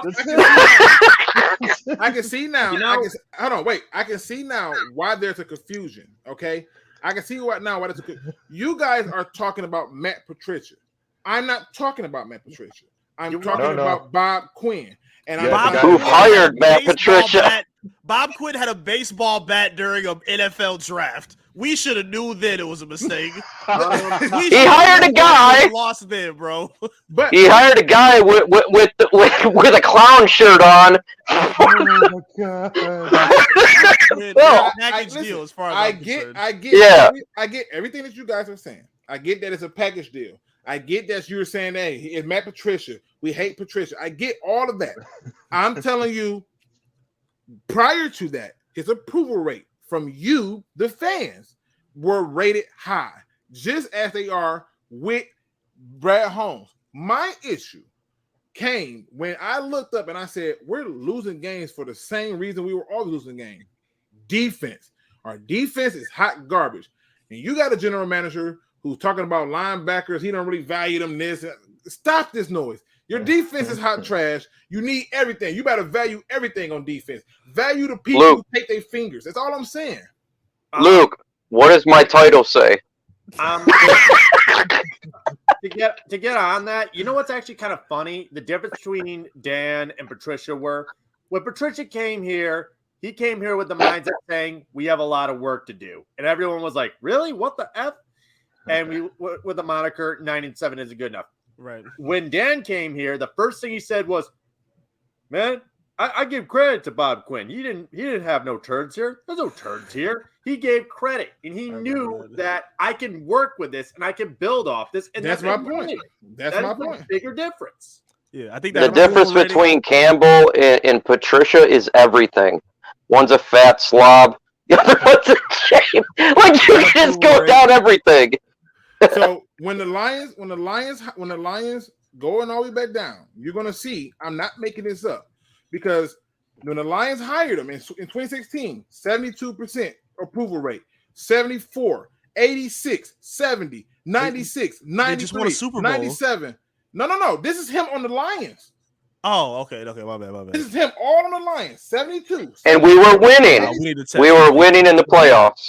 And who was his head coach at that time? We need to test whoever was on the Jim Caldwell made it to the playoffs. Who was his head coach? Who was his defensive coordinator? You had Austin, all those guys. You had Terrell Austin, and they were freaking flying. I am not. None of that has anything to do with what I'm talking about. I'm merely pointing out to you that this right here this right here are direct numbers from a fan vote. Do the numbers with Patricia era now. I have a feeling. Let me say this in the what if, please. Here's the thing, and I've said this before. If Bob never hired his friend, and if he didn't ride and die with Patricia, he'd probably be still the GM. I believe he would have been. That's where his big mistake was riding and dying with Patricia. He needed to cut his loss and try to find somebody else. And to show you that we had a bunch of losing seasons in here. They're breaking it down to show you this. And then you will see the drop off when Patricia come in, right? We all know 26 is tough. Listen. We know that there's a drop off when Patricia come in, right? We know this. But what I'm saying is the Mariana Trench drop off. And listen, all of that, you won't get no disagreement from me from. But what I'm just trying to show you guys, and I want you guys to focus on is this. Early on, he was rated over 80 to start his first 2 seasons as general manager. He's well over 80. I need to find out the circumstances of this vote. Like, was this at midnight? Were they at Legends at this point in time? There's something ain't right about it. I wasn't midnight. I gotta figure something out with about the that. bat like Neiman. Come on, man. He traded Quandre Diggs. Traded Slay. for nothing, and he's Will Harris is going to be the guy. He got rid of Quandre Diggs. Everybody good. Clover Quinn. He told Slay to suck a D. Listen, all of that happened under he said dagger time, dog. Keep in mind, all of that happened under the Patricia era. I'm only making the point. Don't look at Patricia, because once we look at Patricia, you can't. It's impossible. It's impossible. So they are tied at the hip. That's the sad thing. I get that they're tied at the hip. The same way Brad Holmes and Dan Campbell are tied at the hip. Yeah. I get it. Yep. But what I'm showing you is in 2016, his percentages were well over, was already over 75%. By 2016, he was by 2017, well, actually it might be 80 because you got 96 and then 86 and then 1, 2, 3. But then, okay, but keep going. But by 2017, we was in love with him in his second year. The same thing that happened with Brad Holmes. And what I'm telling you is this is a pivotal year for Brad Holmes. He has to address the defense. He has to address it with a vengeance. If that defense comes out and is dead last again, and I got to hear fans talking about fire Dan Campbell, that's BS, because this is a fan vote. This ain't my vote. This ain't an editor vote. This is the fans' vote. Thousands upon thousands of votes were on this and said that Bob Quinn was doing a great job in his second season.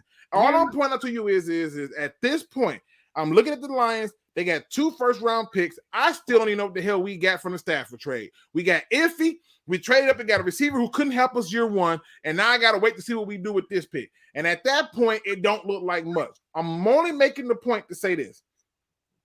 We can talk all this talk, but my original statement is people are finding a way to blindly follow Brad Holmes as if though he has not made some mistakes. He just ain't made none as egregious as Bob Quinn with the hiring of that head coach. It'll take time. That's just kind of how it goes. It'll take time, and we'll see where it leads in the future. I mean, the thing about Bob Quinn, I always found interesting about his draft patterns. He did not like taking D linemen, edges, or D tackles in the first round. He was kind of XA on that for the most part. He could have got Brown, but he ended up taking Okudah. And most of his drafts were usually offensive tackles or centers. He never really drafted high when it came to like D. Safe picks. Safe picks. Yeah, Safe. The only thing he ever picked that was the highest I could think of is maybe Ashawn Robinson. And that's about it. And don't get me started what he did to Ashawn. He told him he's never going to play in the league again. I'm like, crazy. Insane. No GM is perfect at all. No GM is perfect. And he has made mistakes. There's no doubt about it. One, Levi Onwuzurike, but he also, Jerry Jacobs, undrafted rookie. James Houston, Malcolm Rodriguez. Now, I'm not huge on Malcolm Rodriguez like you see other people, but he's a depth player, and he's a starter last year. Then you get players, obviously, like Penei Sewell, ends up being one of the greatest tackles in football. Turns around, get Aiden Hutchinson. Yeah, it was a luck play. I think Joshua Pascal is going to be a good player for the Detroit Lions. Amon-Ra first down. Freaking fantastic pick in round 4. He's done a good job. Is he perfect? No, he's not perfect. But he didn't hire Matt Patricia. Yeah, and even if people aren't high on Rodrigo, he wasn't expected to be a starter in the first place. So even if he is, how could he not have been? We didn't have no damn linebackers. I'm just saying. But he could have been replaced. He could have been benched. He never can. was. He still can be replaced. He was better than we expected. Who's gonna unseat him? Tell me now. Who's gonna unseat him? And if he was as bad, or if people were trying to make out, then he wouldn't have played. He never sat down. No. They benched Jeff Okudah. They would have benched Rodriguez. The reason they couldn't have benched him, there was nobody else to play. You had Ellis. Anzalone. And you didn't have anybody else. So. Yeah, I don't get the Rodrigo smoke. I'm not saying he a Pro Bowler, but I think again, if he's a 6th-round pick, for him to start 16 games, he's average. That's fine. He's supposed to be an average special teams player. So to be fair, that's saying a lot considering how god awful our depth is at linebacker. Average is at least somewhat of a godsend in comparison to some of the guys we have at linebacker. Sure, I agree with that. Ricky think he said you blindly hating Brad Holmes. I don't. He doesn't hate that. Oh, yeah, this is a wild agenda. I don't know if I can decide on this. No. I don't. Shane think Brett Zylstra Holmes- and Brock Wright too was good pickups, and trading Hawkinson and getting a second round I pick too. killed So Holmes. that I was was a mix. confused about Yeah, that. He's got to get credit Yeah. for that now. Absolutely. I love the No, I- trade, man. I love the trade. Age I very get well. I get your beef with him bringing in like your Trinity Benson, certain guys. None of that matters. None of that's my beef. My beef is very simple, right? What year did Brad Holmes come here? 20 not 2019, 2022? 21. 21-22 season. 20 he's only He's only been here a 4 couple years. He's only been here. All right. Right. And the golf 21. trade, bro. That was a great trade, man. Okay, like so they're 21. literally trading Stafford right now. We get two They're firsts, a trying to. third, and we got Jared Goff, Yeah. who statistically was a top 10 quarterback. Like And that I was a know great trade. And I know you hated the JMO pick, but how we traded up to get JMO was actually not half bad. We moved up. We didn't really lose much of anything on that. What did he do to help the Lions this year? Okay, Last we're year. gonna bring that up again. Okay, Well, that's wait, that is irrelevant. minute. That is irrelevant. Wait, hold on. So you telling me taking the guy 12th overall who can't help you is irrelevant? Got it. All right. It's irrelevant because the guy is a future. Like I said, you have no problem of sitting a quarterback. You should have no problem of sitting a wide receiver. Who's Because wide receivers don't need to sit. Not when you got a draft that you can get other receivers. Why are we taking a person? This is the real problem I have. Why are you drafting a hurt receiver who's going to sit? As long as that man sat and your defense was hot garbage the year prior. You've already got Aiden Hutchinson, so you already got the best edge. So you're already addressing something. And on top of that, most of all your other picks were defense. And when you make your picks in the late round valuable, like with the James Houston, like with Pascal, like with Kirby Joseph, that kind of makes up for trading up for a guy like Jay. Hey, Luke, where would you take Hendon Hooker? Because he's injured right now. 6th overall. Exactly. There you go. But I mean, so that's the thought to his process there. But you know the difference, though, Mike? You know the difference? And I want to be clear about this. The difference between me taking Hendon Hooker at 6 and what he did last year is this. You have a quarterback already on roster that you don't need to have a quarterback come in and start immediately. Whereas last year, you went out in free agency and you paid $10 million 1 year for DJ Chark. You had Amon-Ra St. Brown. You read up the money to bring back Josh Reynolds. You already had Khalif Raymond. And then on top of that, you still had people coming off injury like number 87, Quintez Cephas. So that's the other thing. The second thing is this. Wait a minute. The second thing is this. Me taking Hendon Hooker this year is because I deemed, look, Hendon Hooker, if I'm taking him, is because I already know Goff is only under contract for this year and next. And I don't deem him as a franchise quarterback. I don't deem him as somebody I want to pay more than $45 million for. Hell, I didn't want to pay him 30, so I damn sure don't want to pay him 35. And he ain't taking 35 if we wait to 2024. The other thing that stood out, but he's not going to play this year. You said, why would you take Jameson Williams when he's not going to play this year? No. My thing was, what I said was, why take Jameson Williams when you had a defense that sucked and he wasn't going to play that year? You could have took a defensive player to help and started immediately that year. And what I'm telling you is this year, you can still do the same thing. But the difference is this. He traded up, which gave up assets to go and get this guy. They had 5 picks in the top 100 before that. And then after they did that, that dude didn't help you not one bit. He got 2 passes, or maybe 1, to be honest with you. He got 1 pass for 41 yards, and the rest were drops. And that's just the facts. And at the end of the day, all I'm pointing out to you is this. Our defense is 5 years in, still hot garbage, still need starters to start immediately 1. And what I'm trying to do is get people to just think outside the box. At this point, the quarterback is the only one that you can take that I don't mind sitting. I don't mind a quarterback sitting. But what I do mind... But he's not going to help the defense out immediately when our defense is ranked 32. But guess what the difference is? Now, instead of you having 5 picks in the top 100, you got 5 picks in the top 82. And at that point, you're not going to get an opportunity to take the quarterback you want because you're not picking high the year after. So if you're telling me you believe that they're going to be picking high the year after in 2024, then fuck it. Take somebody else different. But if you go, do you believe that DJ Chark is coming back this year? You know what the plan probably was? We don't think DJ Chark's coming back. So if we get Jameson Williams, if he leaves, we got a receiver, and we don't need to draft a receiver this year. So we're good. Jameson Williams there. So you know what? We're going to get him now. We're not competing for no division or anything. next year. And when Chark leaves, he can go and fit in that spot. We got Amon-Ra. We got Jamison Williams. You got Khalif Raymond. You got your receivers that can compete. Now let's go ahead and get this defense. We need to get some defensive tackles at linebacker and cornerback. Now we're in year 3. He probably suspected, too, Aaron Rodgers was going to be gone, and the development of the Chicago Bears trying to do a rebuild. This is an ample time right here. And, yeah, you could get a Hendon Hooker, too, if you want to in round 2. But I think that's the plan, and I think it's going to work out really well. Did I want to trade up, get Jamison Williams? No, I wanted to get Devin Lloyd. That was the guy who I wanted. But I understand the plan. I had to laugh at this. First of all, Ricky.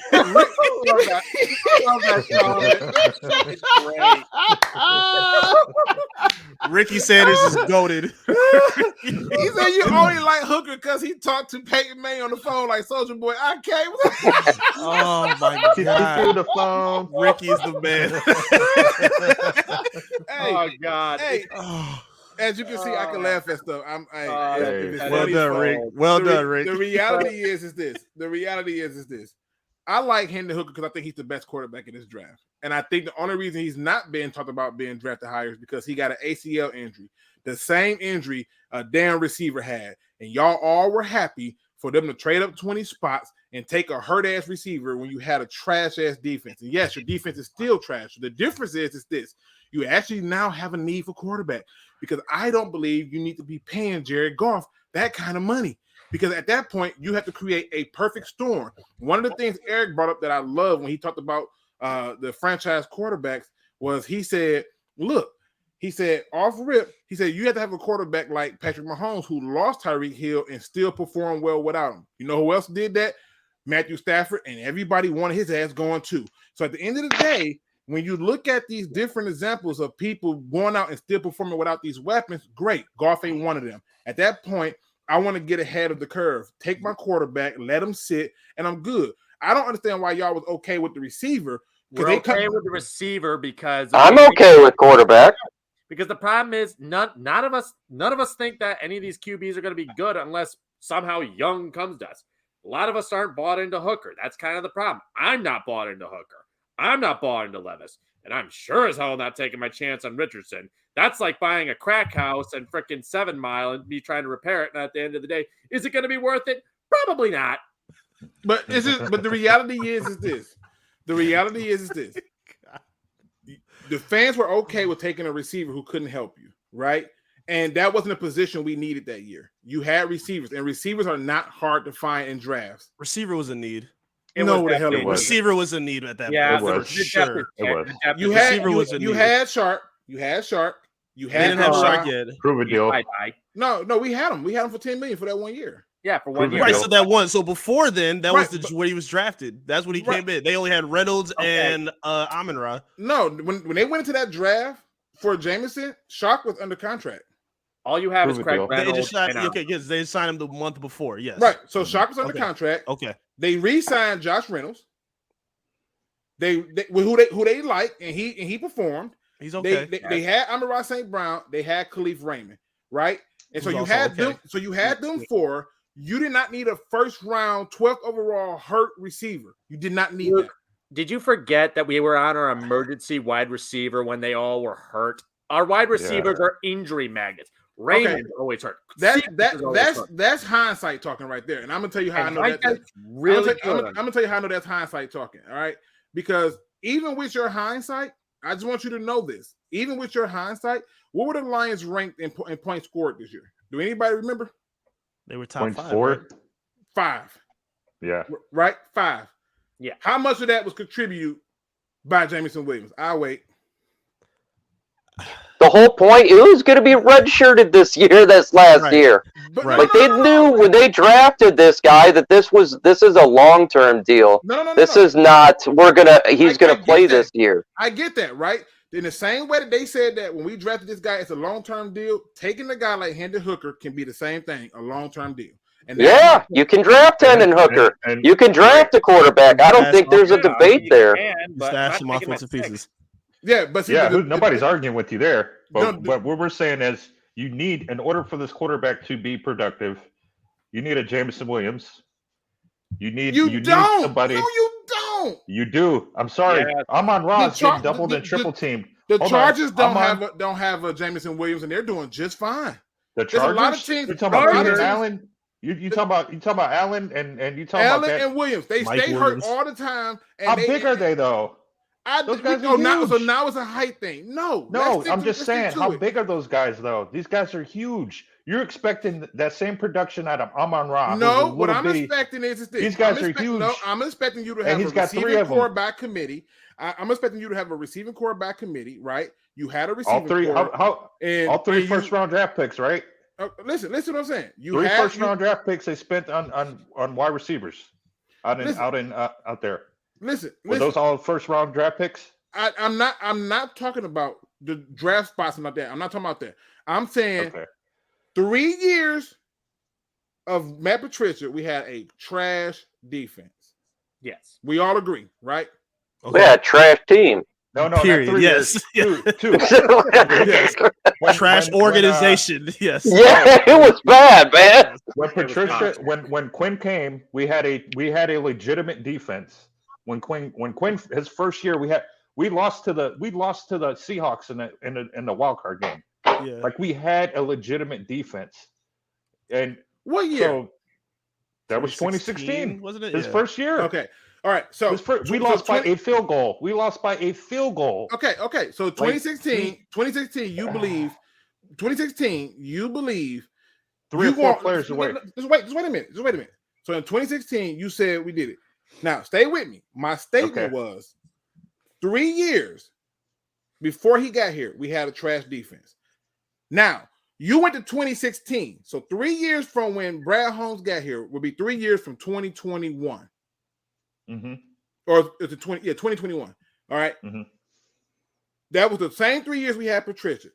That's what I'm focusing on. So you came into it with a team that the defense was the biggest problem on that team, right? They were hands down, not even close, the biggest problem. Okay. And all I said was, y'all all were okay with that point of view, but we're 2 years removed from those 3, and our defense is still the biggest problem of this team. My only argument is this, and this is not me trying to be facetious, because we got away from what I originally asked, which was they're the 5th scoring offense, and it was without the help of the 12th overall pick. And at that point, that tells me you don't need it. Let me address my man Greg Charlie really quick, and then y'all can finish chewing me a new one. I appreciate all this. Is fun. Greg Charlie says, okay, Luke, now you're talking crazy again. You also told me last year that Karlaftis was better than Hutchinson and Thibodeau. I'm not. Hold on. Thibodeau, in my opinion. Hold on. Got Hold on. Wait a receipts. minute. Wait a minute. And my stance don't change. Oh. I like Karlaftis. Oh man, come on. You got some agenda today, boy. Listen, listen. Hear me out. If I say something, my statement is not based off one season. I'm looking at a bigger picture. So when I say something, I'm not looking at, even when I talked about Brad Holmes, remember, I made a bigger picture. I didn't take one season and judge nobody. I made a bigger picture. In my opinion, you got to look at the bigger picture. If we stopped at the first year of every player, it's some Hall of Fame players at that point. But I don't stop at the first year. I had to see everything play out. For the people who didn't pay attention, Karlaftis was a big part of a lot of the things going on in Kansas City that was getting things popping. He allowed for them to do a lot of things. He created a lot of havoc and problems. I personally said that of all the DNs in there, I would have been okay passing on Hutchinson in favor of the secondary guys, whether it was Sauce or Hamilton. And right now, what are we looking for? Secondary guys. And you're ready to take 1/6. And all I'm pointing out to you is look what's happening now. You can get a million freaking pass rushes at this point. And so I'm just looking at it from the perspective of saying you have to look at big pictures. Over a career, who's going to end up what, where, and why. In my opinion, I like TJ Hockenson, but he failed in one regard. He was supposed to be an all-around tight end with blocking, and he didn't block well. He caught the ball, but he didn't block well. He didn't catch And that's the thing that bothers me. He wasn't good at that either, really honestly. wasn't No, I good like- at no, I catching like- either. If he's in traffic, you're basically going for the next down. He's not Yeah. catching a He catch was in all right in traffic. Minnesota this year. So right? that's Yeah, all. but That's not with all I'm us, saying. for whatever And reason. I They don't have to want worry people- about right. And Yeah, again, no. and I don't want people to think that you just changed it. It's not a 1 year thing. I'm not even out on Jameson Williams. I just don't like the fact that you were sitting up there. You could have took Devin Lloyd. You need a okay. linebacker. Can I ask this question though? Out of our scores, between our wide receivers, tight ends, and running backs, who was the biggest scorers on this team? Was our wide receivers, tight ends, or running backs? I'm sorry. I didn't hear the question. My question is between our offense, who scored the most touchdowns? Are we looking at running backs, tight ends, or wide receivers? Who was the Running biggest- backs. Running backs. Running backs by far. Jamal Williams, Right. Yeah, I mean, 17 touchdowns. that's a lot. DeAndre Swift, I believe, had 3 touchdowns. So Yeah, that'd be that's a lot. 20 just right there. And we And have Justin Jackson, I know, got 1. He did. Yep.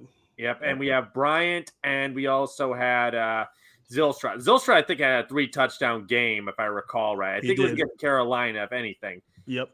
Who won us that game for the Jets? It was not Brian. TJ Hawkinson. BCB. Brock. BC. Yeah. Right, Brock, right. Thank you. I'm not thinking Hunter Bryant. Bam. Right. Yeah. Wait. Yeah. I guess I'm losing. What was the point of his question when talking about who scored the most touchdowns? I'm saying. Oh, it's because Quinn hired Patricia. No. yeah. Go ahead, Crimson. So if But I'm looking at I'm trying to I'm figure out looking- where he was going with. That's what I'm saying. Where were he Go going ahead, with? Crib. where I'm kind of going with this is if we're looking at this offense and where it specializes in, it's probably going to have to be the run and tight end game because that's basically it. It's a check down type of offense. Now, if I'm adding JMO into this, so okay, now we're probably going to get more of a versatile. We're going to get more versatility out of this. We're going to get a lot more out of our wide receivers, and we're going to get a lot more out of the. We're not just check down magnets anymore. Now we finally have a wide receiver that's just a speedster. We didn't really have that. We just have okay wide receivers at best. Shark didn't come into his own until the later half of the season. And I'm looking at JMO here. I'm like, I see a lot more potential in JMO than I would see any of our wide receivers. We were kind of just forced to use tight ends and running backs. I hate to even do this because this is gonna be a little left, but you know why most relationships fail? Because people keep dating people with potential. Stop this shit. Pick somebody who meets the standard. That's all I'm saying. Pick somebody who meets the standard. Most relationships fail because we working on potential. No, don't forget. I don't want to hear You about are Jared Davis. can invest in Nothing but potential. potential. I don't want to hear it. You can invest in I didn't say you couldn't invest in it. What I said is sometimes you gotta just take things as they are. That's all I'm saying. We've been The on misguided missile. Exactly. Jared Davis. And again- North Korean missile. Oh my Listen, god. and again, all I'm pointing out to you guys is I've always been an out the box thinker. I've never gone with the group because the reason I've been an out of the box thinker is because I look at it. Like Ricky had one, he was talking about Titus Young was better than CJ. Never would say that, but Titus Young was one of the most underrated receivers we had on this team. In fact, when you look at the year that we got Titus Young, CJ was so happy because he pulled a lot of stuff away from him. And he's very underrated. What do you think Jameson Williams is going to do to the rest of these guys? On What this did team? Jameson? What did That's why we Jameson? picked Wait, him up. wait. What did Jameson Williams do in 2022? He was You are injured. gonna hold Exactly. And so Hey, once, hey, listen. What did Titus Young do? Punch Delmas in the head. Hold on, but listen. Once we get past that point, because I think the thing that we're talking about is we're talking about two different things. You're saying, well, he's going to be this guy to pull it away, and I'm saying, No, it's not he- going to be. The guy was a stud in college. I feel you. Was I getting feel you. triple team last season. We like other teams knew we were going to him, and by the grace of God, somehow some of those catches Amon-Ra pulled off, and we were just like, "Whoa, he caught that." I need Like, Ricky on this damn show. I need don't know Ricky why on this. you're Ricky against ass is potential. funny. You kept showing film to us about Jared Davis. Look at him. He's the best linebacker here. See how he moves right through the pocket. Now Love that shit. keep in mind. Get in there. Oh, he Keep in missed mind. him. Yes. You almost got him. Now What keep in mind. the- Wait a minute. Crimson Shadow. Let me ask you a question. Oh my gosh. Crimson is on tonight. Who was, Yes, sir. who was our best blitzing linebacker last year? I'll wait. We didn't have one. Sorry, what you say? I hear you. A little bit louder for the people in the back. Who's our didn't have best? one. We didn't have one. We Let's had go. a blitz- Strike we had a- one, Crimson. Hold on, wait, Crimson. Hold on. Strike I'm one. gonna guess who the Oh, heck. no, hold on. Wait a minute. We Strike had a one. blitzing linebacker. My point exactly. But they go strike one. Now watch this. Crimson, let me ask you a question. Who's our best linebacker and taking on blocks? Taking on blocks. Let me guess. You're gonna say Jared Davis. No, I'm not. I'm asking you. I'm Okay, asking Jared you. Davis. Who's the best? I'm gonna go with this. Who's the best linebacker taking on blocks? Okay, we're gonna say Jared Davis. Let's go with that. 'cause I know No. it's who you're gonna get. I'm asking you. Who do you believe? You see how this is going in circles? Right, because you know why? Oh, okay. If we're running that logic, I No. Wait a minute. Look at our core. Crimson, Look at our core, Luke. Crimson, wait a minute. Crimson, wait a minute. I know you feel like you want to hurt me, but let me bring you back. Let me bring you back down to earth a little bit. If you can't name to me who's our best blitzing linebacker, if you can't name to me who's our best linebacker all last year, James Houston. Rodrigo or Alex Anzalone. That's pretty. Alex Anzalone really picked up the second half. I got to give him some love. Okay, so just out of curiosity, Eric, because I don't want to keep you too long. They don't already got me going over. We having too much damn fun. No, I'm having a blast. I'm crying over This is getting late. This is great. This is the greatest thing ever. Eric, hold on, wait a minute. Hold on, Eric. Name me the best linebacker the Lions had last year. By default, I mean, you can flip a coin between Anzalone and Rodrigo. I just want to know who you think is the best. I would say Rodrigo. Okay, Lions Rumble. Who you think is the best linebacker we had last year? Aiden Hutchinson. 2 picks in Aaron Rodgers. He's got a point. Yeah, that's true, man. But he don't play linebacker. When he dropped back in coverage, okay, I'll go Rodrigo. I'm just yanking your Crimson. man. Who's the top linebacker? I'm probably gonna have to say, looking at a full body, I'd have to say Anzalone. All right, Mike. That's fine. Who's the best? Chat. I want y'all to tell me who's the best linebacker we had on the roster last year. Quinn hired Patricia, but the best one I wanted to say, Alex Anzalone. I'm just asking who's the best though. It's a reason for everything, and so I want to make sure that we get it. Who's the best in your opinion? Alex Calzone for sure, man. Everybody like that. I think he's the best one for sure. Okay. Davis Now watch this. Now watch this. I'm finna show you this. In Crimson's attempt, I loved it. It was funny, right? But in his attempt to make a point, that's what happened. Each one of you was still upgrade from Alex Anzalone and Malcolm Rodriguez. Sure. Exactly. So Yeah. I don't want to I don't want to hear talk about the other linebackers when those guys are upgradable and can be washed out at a moment's notice. They're not nobody. Yeah, but you're talking about one who's undrafted. Who's undrafted? Undrafted. Nobody undrafted. Was Anzalone undrafted? No, I'm saying when we picked up the kid, my bad, not undrafted, but when we picked up the rookie, 6th round pick, 6th round, right, 6th round pick, Yeah. 6th round. You might as well say undrafted, in my opinion. Nobody else picked him. Nobody else thought he was going to be what he is right now. I mean, no. Everybody else thought he was going to be exactly what he is, and that's the problem. No, Eric said it earlier. Everybody thought He's he was supposed going to be a special teams guy. Yeah. Special teams guy. He's got grit. He's got that it factor. He looks just like a special teams guy. He's very upgradable. Let me ask you this, Luke. Davis was on the team last year. Did he make the team?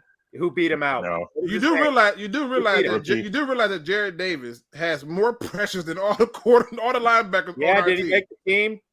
Yes, he was on the team. They dropped him and brought him back. Hey, North Korea had pressures too, man. But those missiles never made it across the Listen, the point I'm trying to make to y'all is this. I get that y'all have certain people that y'all like, but when you put it into a perspective where you can come to the point in a conclusion and say, yeah, I will upgrade from them players. Don't make it seem like they're awesome. I'm just saying. No, we're not saying they're awesome. They're not awesome at all. No. And so It's what I'm kinda- saying They need to upgrade the LB room like a mug, and linebackers' lives matter. It's You similar gotta- to the receiver. It's similar to the receiver conversation. Like those guys, Right. like Reynolds is serviceable. Khalif Raymond is serviceable. Like they're okay for now, but you needed a J-Mo in that position. Right, wide receiver was absolutely a need And when you you had him can't there. judge potential because you've even were high on potential as well with some players. so potential again. I don't base mine solely on potential. I base mine on the film and what I think they can provide long term. And so when I watch tape and I'm looking at it and I'm saying, okay, long term, this person can give me this. That's what it is. My only issue, like for example, with players like Anthony Richardson, he just scares me. I've never seen a player who can make so many great passes and then in the blink of that same pass make such a dumb decision and dumb pass. And it's so frustrating to watch. And so I base it on that. There are some things that I know are going to be a truth no matter what. Like, for example, you're going to live, you're going to die, right? 1 + 1 is going to be 2. And I know for a fact that certain bad habits do not get cleaned up. And I'm just telling you, when it comes to players, I'm not willing to take a project at 6. And I'm not willing to do certain things. I'm merely making the point that when looking at this team, all of us would agree that the worst part of this team is defense. We all agree to that.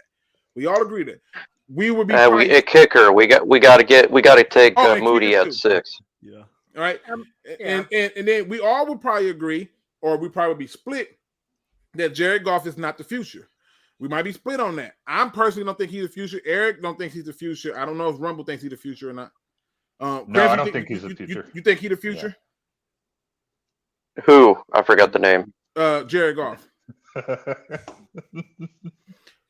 Kobe That's like says Kobe says Hooker is a project though, Luke. No, he's not. He's hurt. There's a difference. He's just hurt. That's But it. if he- That's what But we if he said doesn't about play J-Mo. Yeah, if he doesn't play in a couple years coming based out on of that injury air raid and the thing. people in front of him, that's still a project The considered. only person in front of him got 2 years left on his deal, and that's not going. If you could dump him after this year and get $30 million.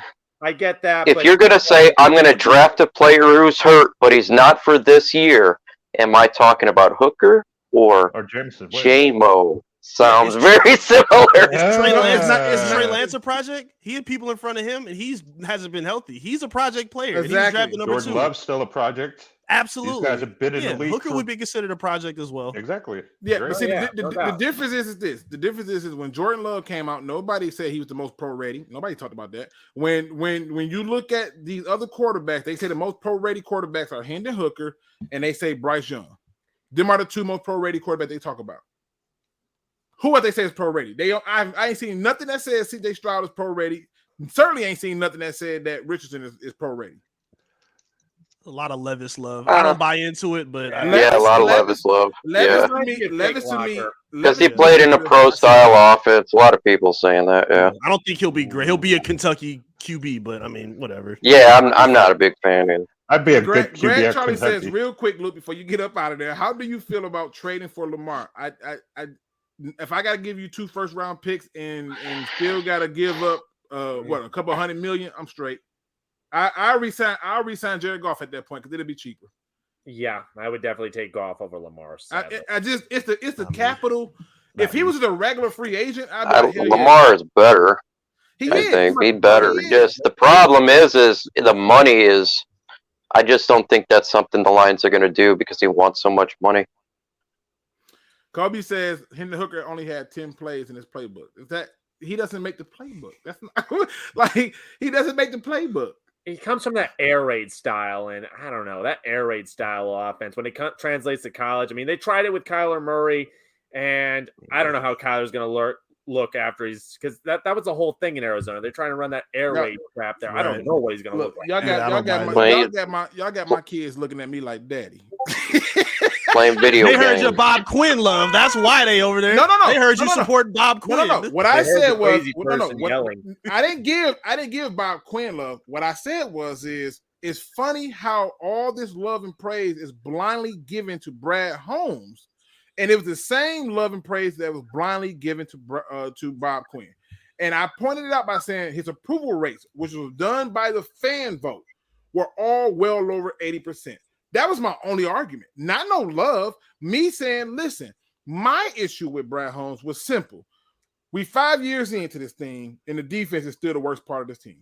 There is no one who can argue that against me, no matter how much they want to.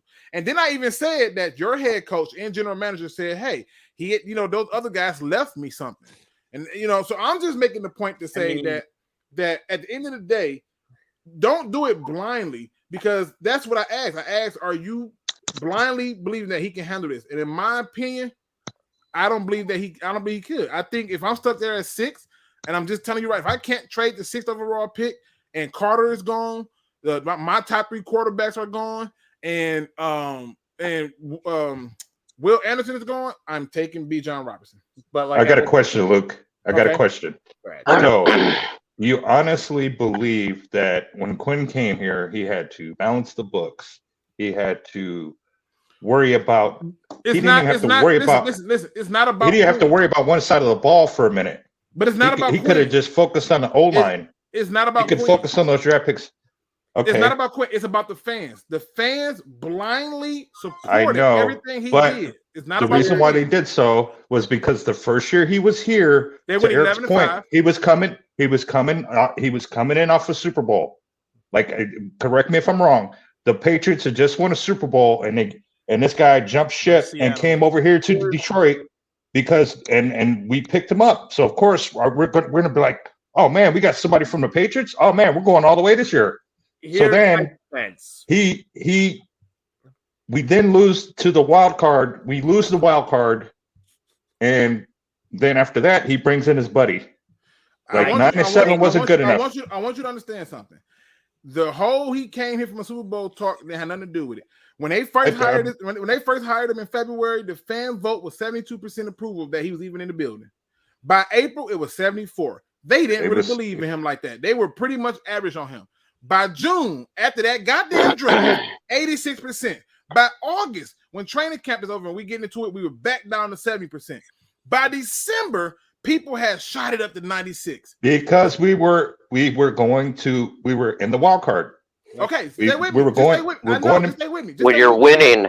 And then we hired Petrasha. Listen, again. That's just human nature. We are not talking about Bob Quinn. We are not talking about Matt Patricia. We are talking about a vote that was done by your fan base, our Lions in the Dens. They did this. I didn't do this. We were winning. They did this.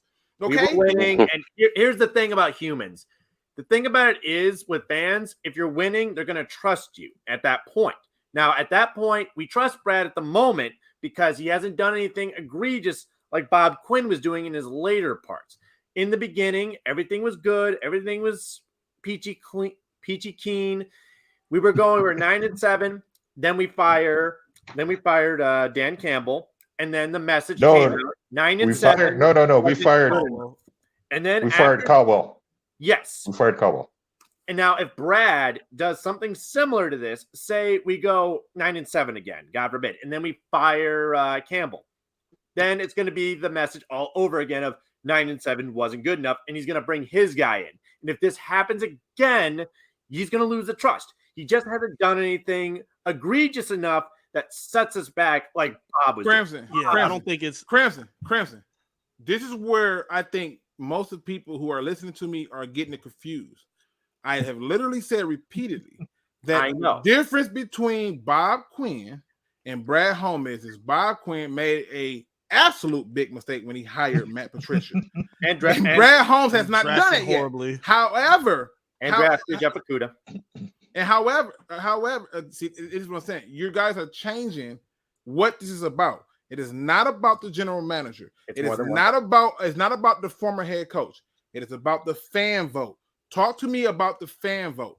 I don't want Luke, if Brad Holmes right now the fan vote's great. Like it's probably like 90%, 95%. Brad Holmes fired Dan Campbell. Listen to me. If Brad Holmes fires Dan Campbell and hires Matt Patricia, what do you think the fan vote would be? Listen. I just want to show y'all this, and I also want to answer this question. He says, "One last thing, Luke. Are you afraid of Bryce Young's size?" No, I am not. I would take him if he's there. Me neither. All right. So I want y'all, because everybody wants to bring this up. They hired him in March. he had a 97% approval rate off rip. He didn't come off a Super Bowl. He was just a 97% approval rate off rip. By May, Yeah, that's what happened. We get rid of Patricia and Quinn. Like it was just happy as hell. But what I was dancing when that happens. Oh, they could hire my babysitter, man, and I'd been at a 97. But I just want you to see it. It was it says right here, free agency, post draft, post cuts. 97, 98, 90. Right? By October, 87%. By November, 79%. By December, 97%. And we still had a losing record at that point. By January, 97%. Now, fast forward, 2022 hits, 96%. And then by the time we got to May, post-draft, 99% approval rate. All I'm pointing out to everybody is you, the fans, voted on this stuff. You, the fans, had the same thing. And all I'm saying is this. Disregard all the other stuff. Y'all want to talk about things that are not in this conversation. I'm not talking about Matt Patricia. I'm not talking about Bob Quinn per se. I'm talking about how we are. I wanted to know, are we blindly just following the general manager? No. And if the answer is no, then we don't have an argument. I need to hear Eric's point because I got a point to make after him. Yeah, I'm gonna get mine off and I'm gonna let you guys go. I got some work I gotta get done. I've been trying to end it. I've been trying to end No, it's okay. This is good talk. This is off season. This is what it's for. I think blindly is just because you keep saying it's not about the draft. It's not about the moves he's made. That's where the support is coming from. It's not just, okay, we are whatever you say, we're down with. Like, nah, he's done things that previous regimes have not done. Even in losing, like I'm a Piston fan. When the Pistons were losing in 2021, they didn't care. You know why? Because Cade Cunningham looked like a superstar. Like when you have guys that are looking like the part, like Amon-Ra St. Brown, like Penei Sewell looking like the best right tackle, even when Taylor Decker was gone, he was dominating at left tackle and right tackle. So you're seeing these pieces flourish and look promising, which is why Brad Holmes is getting the support he did. I don't think it's blind. I think like when it came in for Patricia and Quinn, it was the high of the Super Bowl. Oh, they just beat the Legion of Boom. You just made that unbelievable play with Malcolm Butler. We're behind you. Clearly that didn't work. This is different. This is completely different because they're seeing the investments that Brad Holmes is buying into is paying off right now. And I think that's where the optimism is coming from. I don't think it's blind at all. I mean, remember in the papers when he was saying he's a rocket scientist, guys? Oh my god! Yeah, and to Eric's point. Hold on, wait, stop. Go ahead, Luke. Please stop confusing this. He's a rocket scientist. That's Patricia. We are not talking about a goddamn coach. Why are we having a hard time with this? The GM hired him. The GM hired him. No, we're not talking about that. We're talking about the fans' perspective. That's it. This is the stuff that they're thinking about, though. Go ahead, Robo. Well, you want to know why his levels go up when you get Jerry Jacobs as an undrafted guy and does great? That's like turns eyes. We don't have that here before. When you get a 6th round pick that's starting, another 6th round pick that get 8 sacks in 6 games, then a 4th round pick who's one of the best receivers in the NFL, and then you turn around and get all these players that's contributing like Aleem McNeil, and you're getting players in the mid to late rounds. This is something that's never happened in Detroit before. That's why his ratings go up. We're generally good in the 1st round, right, throughout history, but now we're getting picks in the 3rd, 4th, 5th, 6th, 7th, undrafted guys that are making an impact. I mean, getting Jerry Jacobs, undrafted, a guy is a stud player. That is just, it doesn't happen. And back under the GM, I mean, shoot, how long has it been since we hit on a 2nd round pick? You know, we had the Tobias keyboards, and even before that, we had to go even further back. I mean, we've missed on drafts, and don't get me started on some of the 1st round picks we've missed on. Eric Ebron, oh my god! And then what the hell was his name? He was a guard we drafted from Duke. Lincoln Tomlinson. Lincoln Tomlinson, terrible. Listen. I hate to do this. I hate to do this, but we've been on for 2 hours and 18 minutes, and I didn't even want to keep Eric that long. I didn't want to keep him, but I'm happy that we have fun with this. This is and I hope Eric comes back because I'm gonna have some other wild things that he's gonna say. But I do want to go into the final thoughts because we've been on for going on 2.5 hours. That's way longer. We start this off with you, Mr. Mike. Talk to the people. Give me your final thought. Quinn hired Patricia. Hey, I don't want to say nothing after that. Right. Crimson Shadow, give him Crimson Shadow, give him your final thoughts.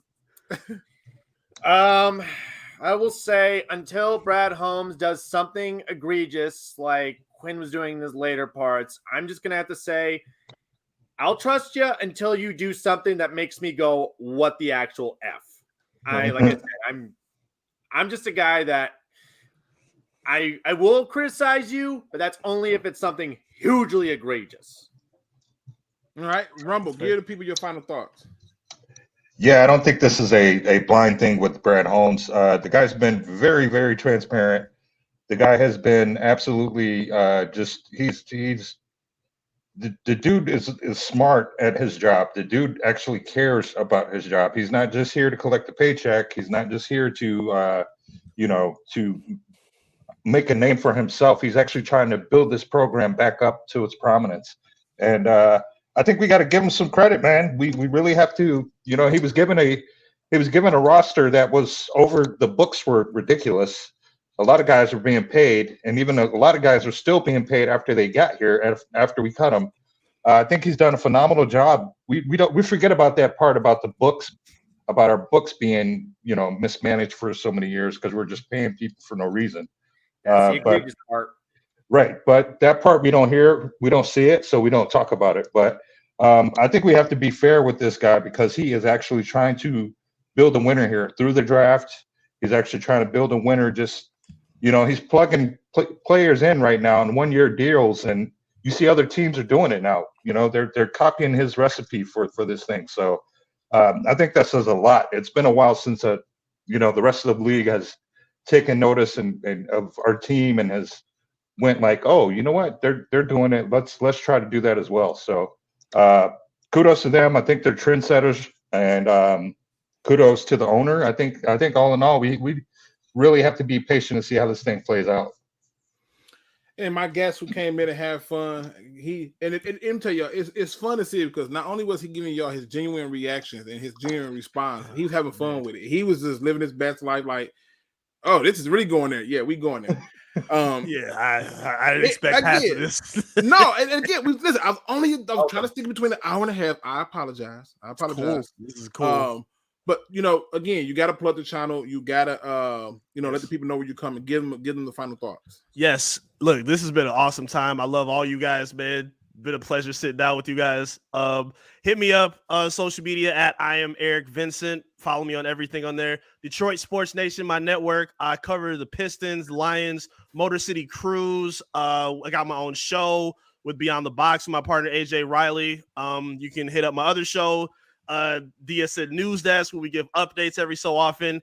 And this has been fun, man. Again, this to me is probably the most fun offseason we've had as Lions fans, maybe ever.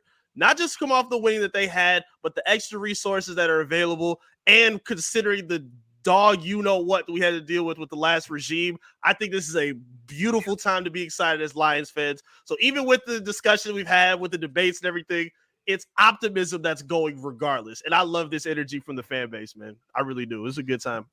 100%. If you're trying to find the link to the channel, it is linked in the description. Y'all know me. Luke generally has takes that y'all not going to agree with in most cases, but it's about aging well, and mine's will age well. Trust and believe that. Now, y'all know me. I can't never end the show without a positive note. I want to thank my guests who came on, Mike, Crimson, Rumble, obviously you, Eric, for coming up and just being here, having fun with it. This man right here, I don't know how I'm gonna get you on this goddamn show, but it's gonna happen. Dog, Ricky. I'm gonna get you on this show. Hey, That man said, Luke, Mike, Ricky. He said, Luke, how could you say all that? Black History Month was just He's funny in person too, man. Ricky is hilarious in person too. Ricky is a get you a smartphone, and I'm getting you on this show. I have no problem with getting you on this show to have some fun with it.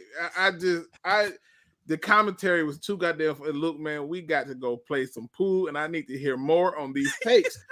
I have a lot of different views. I do. I have a lot of different views, and a lot of times, because I get chewed out for having these different views. I thought Okudah was not worth a top 10 pick, and that's probably the most watch video I ever made. It's had the most thumbs downs I've ever seen. And I just looked at it not too long ago, and it has the most thumbs up I've ever seen. So again, for me, my takes are not about the now. It's about the bigger picture, the long haul. I don't end no show unless I do it on a positive note, but I'm going to get you on this goddamn show because you had me laughing, and I was trying so hard not to laugh at people per usual. But today's positive quote comes from the internet. I have no clue who said it, but I like it. It says, "What is to come is better than what is gone." What is to come is better than what is going. And I feel like there's some things that we don't know how to let go. But that's bringing this to a little bit more perspective.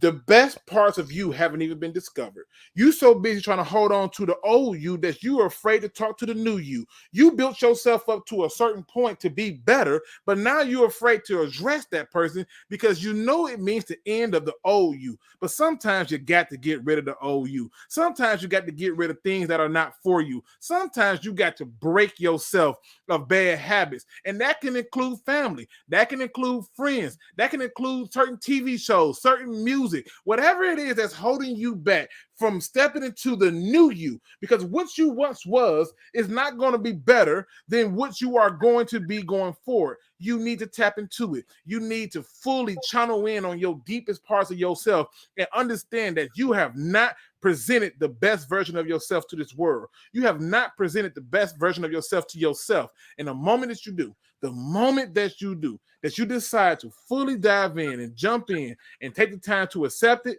is the moment that you start to live a life of fulfillment. With that being said, ladies and gentlemen, hit that like, subscribe, notification bell.